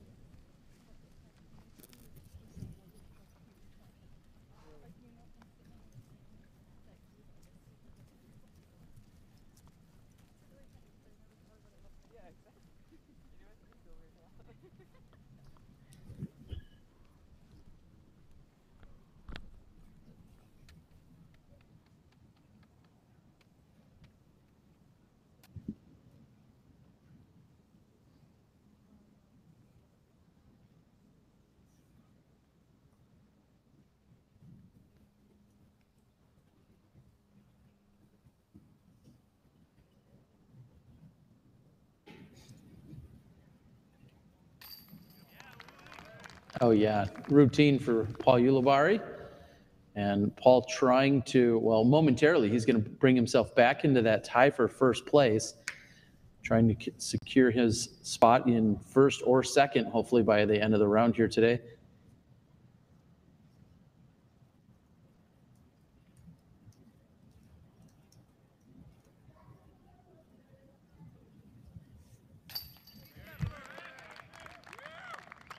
A good tube for Barsby there.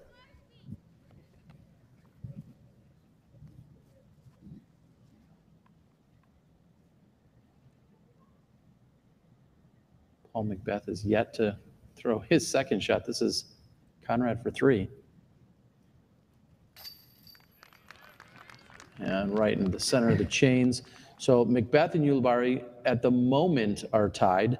That's before Paul takes his putt. If he can convert, he'll again have the one-stroke advantage. Greg Barsby is up in the tie at 27 under par momentarily.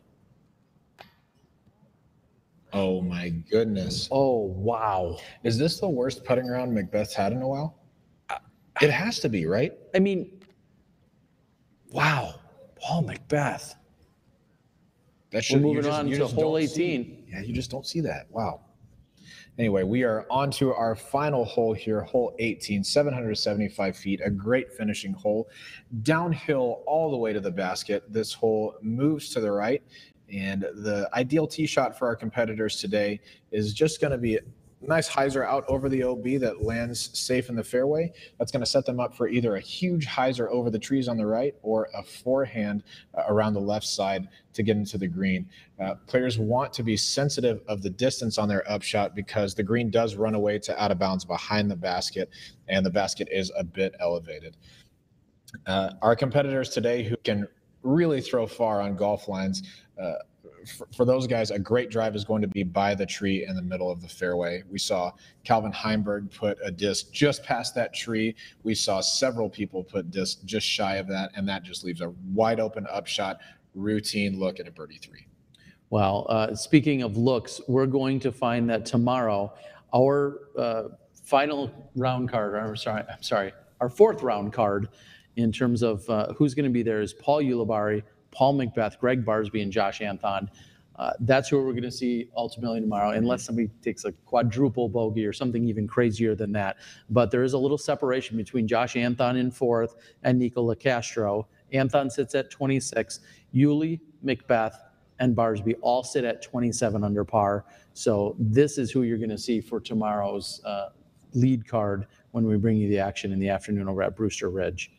And this has to be one of the most beautiful views that we'll find on any disc golf course in Vermont or otherwise. That's right.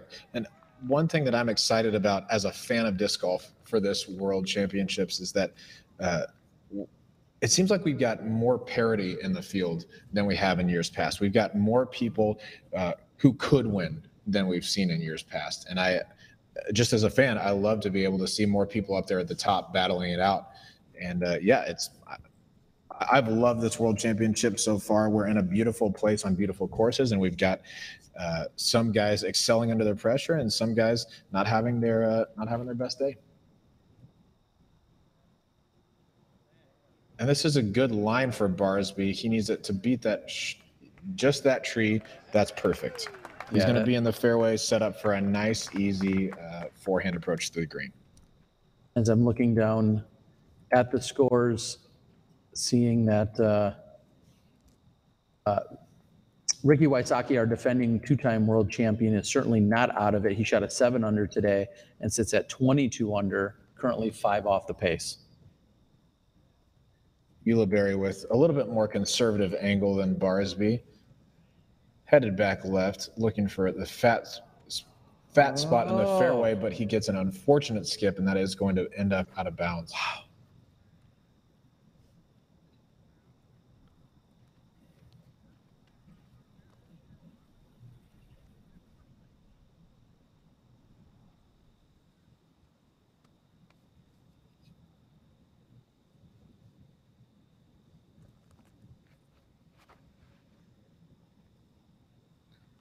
McBeth has good height and angle on this, but that is tracking left, and he needs that to spike in. Oh, my goodness. It is not, and he'll be out of bounds a little bit shy of where Ulibarri went out of bounds.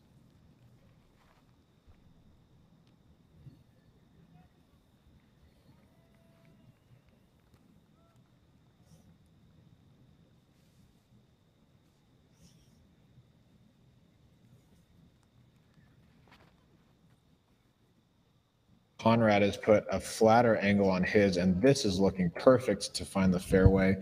This is a lot tougher tee shot than it looks on camera. To find the middle of the fairway takes full commitment, and if you let it go just a bit high, it's easy to find that out of bounds. Let's find a sponsor on 18.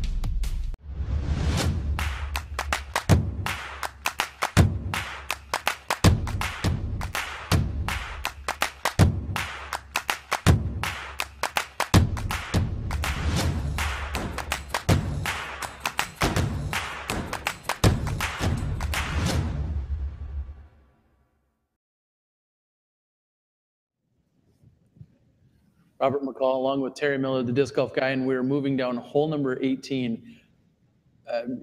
I haven't picked up my jaw from watching that miss putt on 17 before we're watching Paul McBeth then throw out of bounds on 18. Very surprising. I mean, just a mistake you would not normally expect from someone like him. We've just seen some uncharacteristic misses today. Several of them out of McBeth, including that drive out of bounds. You'd think that he would, like we said earlier, maybe just want to take out some aggression and just lean on a hyzer out over the out of bounds. He has made the better mistake to make in finding the out of bounds left, because if you are OB right, you're so far back up the fairway. He can get up and down for a par, but like you said, just kind of strange to see these mistakes you don't normally see from players of this caliber today. Well, and also you saw him start so strong today. So we all thought, oh my, he's definitely dialed in. I believe he was 4 or 5 under after 6, and he was dialed in. And you're thinking, if he keeps at this pace, he's going to just run away with things. And then next thing you know, a few of these mistakes have added up, and right now he's in the hunt of things. And I'm guessing at this point he's not going to be your leader at the day's end. Here's McBeth with a forehand approach to the green. And that is outside circle 1. He's going to have what looks like about 50 feet left.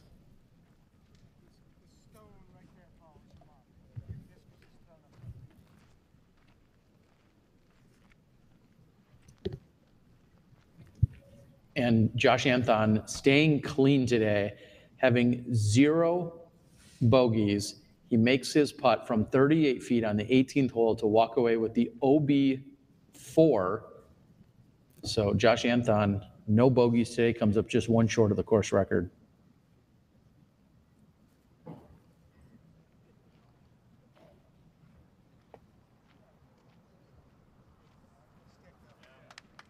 Ulibarri's upshot has leaked a little bit right, but is safe. He'll be putting back up at the basket for his look at par.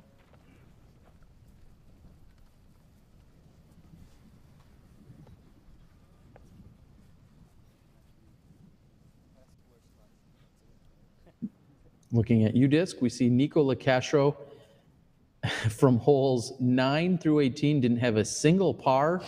He bogeyed 9, he bogeyed 14, but then had 8 other birdies right there in the back. So he ultimately finished 8 under. He sits at 24 under. He's going to be on the chase card pretty much regardless of how these guys play out for these last few shots. He'll be on the chase card along with Matt Oram, Ricky Wysocki, and possibly James Conrad or Seppu Paiju, depending on how Conrad finishes out.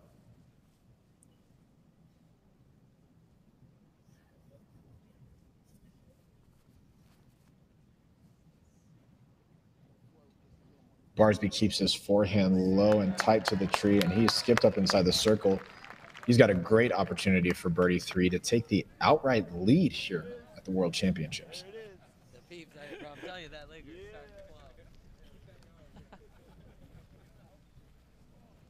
We have to start thinking about some of the names that get talked about throughout the years, about the players that have performed very well, are very good players, but maybe haven't pulled in that major victory, really large scale or major title. Up until a few years ago, Nate Sexton's name was thrown in that list, and then he won the USDGC. You have to think about a Paul Ulibarri, you have to think about a Greg Barsby in those conversations as well. And things could change for either one of them come the end of this week. And a great shot for James. That's going to secure his birdie 3. And more than likely, that's going to knock Ricky Wysocki off of the chase card tomorrow.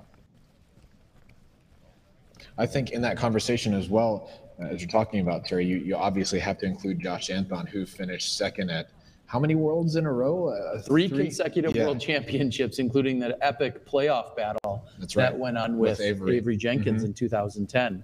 So Josh Anthon right there in the mix, of course, as well, as we're looking at him sitting just 1 or 2 strokes off the lead as he'll be going into the final 36 holes, and we'll find him on the lead card.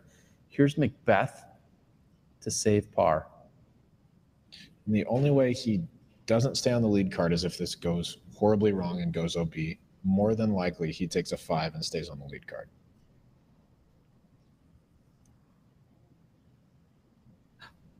And that's a miss rolling for out of bounds, and that is the horribly wrong that we were hoping wouldn't happen. That is a huge error. Wow. So interestingly enough, McBeth is going to decide he's going to leave his disc there, and that's exactly what he's doing. He's leaving his disc there to see if he's going to putt from there or if he's going to go to where he just went out of bounds. He has the choice. I think this is a no-brainer that you go to where you went out of bounds in this case. I think, A, it's closer. It's considerably closer. And B, you're putting uphill, so you couldn't possibly find the OB again unless you get a nasty roll away. Wow. This putt is to stay on the lead card tomorrow. Wow. I did not see that coming at all. Paul McBeth was 6 under through the first 7 holes. Incredible.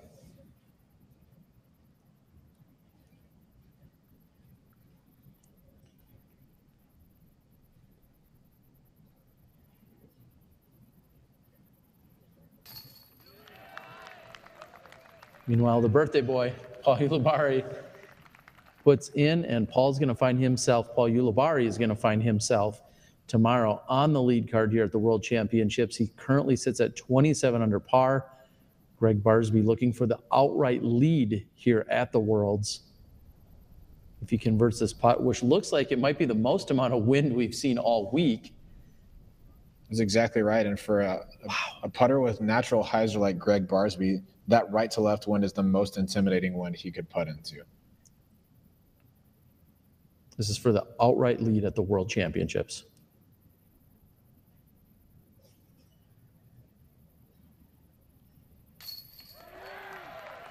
And that's a huge putt for Barsby. Huge birdie conversion that will put him in solo first place after 3 rounds. Incredible. Greg Barsby, one of the favorites by all of the crowds out there, finds himself leading the Worlds after 54 holes. Conrad is in for 3 after a fantastic drive. And Paul McBeth pushes to just 3 under for the round and 24 under overall, which means Paul McBeth, like you said, will be bumped, and we'll see Nico LaCastro tomorrow move on to the lead card. Nico LaCastro and Paul McBeth both tied at 24, but Nico shot the 8 under, McBeth shooting the 3 under, and just like that, rewind 45 minutes, Robert, and I would have never seen where we are right now with Paul McBeth, who had the outright lead by 3 strokes at one point here today, and is now sitting on the second card with ultimately a 4-stroke deficit, a 7-stroke swing from just a few hours ago. That was incredible. It's crazy how that transpired.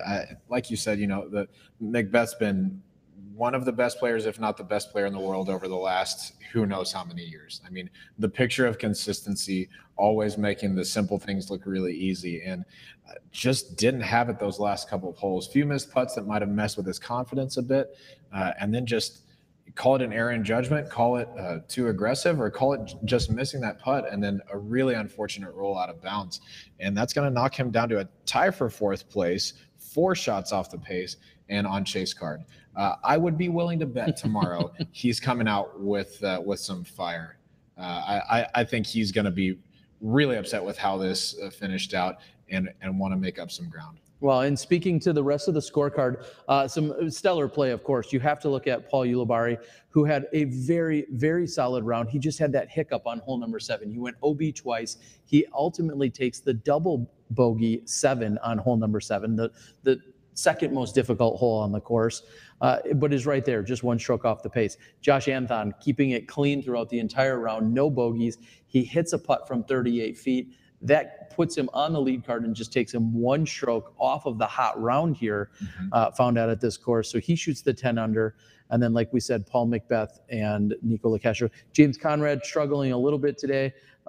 He just really went flat on the back. He had the double bogey. He had a bunch of pars. He finished strong with the birdie, but James Conrad coming up short. He also shoots a 3 under, and a very different 3 under than what we saw from Paul McBeth. So it'll be great to see. The question has to ask, will this fuel Paul? You know, as he's going to be on the chase card, he's not going to have quite the gallery. He's going to have to go out there, perform well, and he can maybe somewhat fly under the radar. But then you have to say, Greg Barsby, can Greg Barsby not only handle the pressure, but can he excel? Can he go out and grab that first big major victory? I think that's what we're going to have to keep watching. And Josh Anthon, Paul Ulibarri, also both very hungry for those big wins. Yeah, we've got 4 people up there who they're hungry for a big win, right? You know, Nico Castro, we know, is a USDGC champion, but then Barsby, Ulibarri, and Anthon, guys who are looking for that kind of signature win, you know, the one that you really defined your career. Yeah, that you build your career on, exactly. And so we've got guys who want it, and I'm just excited to see them battle it out tomorrow. We're back in the woods tomorrow, so we've got basically not a different skill set, but a different skill set that'll be shown out on that course. A lot tighter lines, a lot more course management, as opposed to where you can be a little bit looser with your tee shots out here because we are in a more open setting. Well, and as we recap, that's what we're going to see on the men's side. Of course, on the women's side, we'll be live with you here at 9:30 a.m. Myself and Hannah McBeth calling the shots as they're going to head out and play the Fox Meadows course. We see Paige Bierkes. She is your leader. She started the day as your leader. She finished your day as your leader, taking ultimately, she shot +4 on the round. She sits at +1 overall. She has a 5-stroke advantage over Sarah Holcomb. Rebecca Cox and Kristen Tatar round out your top 4. So we're excited to bring you the action. We'll be there tomorrow with all of that from the FPO side. Steve Hill has our leader in Greg Barsby. Let's cut to him now. Day 3 Pro Worlds is in the books, and we are here with the new leader, Greg Barsby. Wow, really? Oh yeah, It's cool. you are at 28 down. You got a 1-shot lead. All right, high five. Yeah, Woo. nice job. Yeah. Started out a little rough. Yeah. So bogey, birdie, bogey. What was kind of, how'd you get it back on track after the early kind of scuffles there? You know, it's so hard when you start the round and it's not going the way you want to. Like, it's such an easy approach that I feel like I should have hit almost every time on hole 1. Hole 3 kind of was tough, just hitting left and tricky approach. But I just tried to like calm down and know that the game's gonna come around if I keep throwing. I kind of got nickel and dimed on 4 with a bad roll. And then at that point I knew about, okay, that's about as much bad luck as I can get. Like, and I'm only 4 holes into the round. So I'm like, all right, just calm down. I kept hitting shots. I got it down by the basket and knocked in some clutch putts. You know, nothing super big. I think I had like one that was probably 45 feet. Right. I was really happy about that. That's the name of the game. Get on the green, make the putt. You know, and out here it wasn't too breezy, so that opened me up to being able to stay aggressive with the disc I knew. And well, until about we got to 18, breeze kicks up a little bit. Sure. Obviously, you see a couple of your card mates go OB. You take the nice little hyzer flip, jam it down the fairway, you get here. You're on the green for the 3. Yeah, last got foot of really putt. breezy. Got a little breezy. How do you get yourself in the zone there? I've just been making those all day. You know, I feel good at that. I think I left a couple, but I'm trying not to overthink it. You know, and I waited a little bit for the wind to kick down. Right. It was coming off the right side, so just like calm down. And it's, you know, thankfully when I look back up at the basket, it wasn't that far away. And sometimes it feels like a really long way away, but that putt felt close. I just made sure I hit it real solid right where I wanted to. So yeah. Heading back over to Brewster tomorrow. Anything you wanna tweak from yesterday there? Yeah, just knock home the couple of putts. You know, I had a couple Weasley shots out there 2 days ago, so maybe just hit the fairways a little bit cleaner. But I got, you know, very fortunate on that course, so not much change. Just hit the close putts, you know, make the shots I know I should make, and then, you know, everything else take care of itself. So. And then one more thing, quite a bit of fan support out here today. Awesome. Yeah. Getting a little rowdy. Totally. You deem them the Barsbarians. They are. They're Barsbarians. What's it like having that level of support? I mean, it's day 3 Pro Worlds. It's Friday. We got 2 more left. Yeah. You got people out here like this. What's it been like to have the support? It's awesome. You know, everywhere we get to play is killer. You know, there's more and more people that are really into the game that follow it and, you know, just keep up with everything. But it's so nice to have friends in the crowd that, you know, really genuinely want to see you do well. You know, and they'll root for you if you do well or not, but it's nice to play a really good round in front of those guys. And, you know, especially I'm really far from home here, so it's nice to have my East Coast contingency out here. Oh, yeah. Rolling, so it feels good, yeah. That's new Pro Worlds leader Greg Barsby. We'll see you tomorrow, Greg. Thank you. And back to you guys in the studio. Cheers. All right, well, there you have it. Steve Hill, thank you very much, along with Greg Barsby.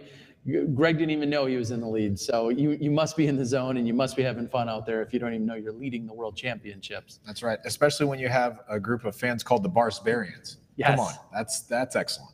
Now, never mind. Yeah. All right, we're going to close things out today. It's been a very long day and an even longer day for our camera crew that's out there. So first and foremost, Rick and Chad, you guys were rock stars. We really appreciate you guys hustling around, taking the short lunch, then doing a round of coverage at both courses today. And you're going to be doing that for the next 2 days. So we very much appreciate it. I want to thank Hannah McBeth from earlier today on the FPO coverage. She'll join me again in the morning. Robert McCall, of course, I want to thank him. For Johnny and Gary to the O back in the controls in Milwaukee. For Josh and the whole crew here at Smugs, Jeff Spring and the PDGA, along with the massive undertaking that the World Championships has brought us. Thank you guys to everyone. So we'll see you guys tomorrow, 9:30 a.m. with the FPO coverage. Thank you, and we'll see you when you step inside the Smashbox.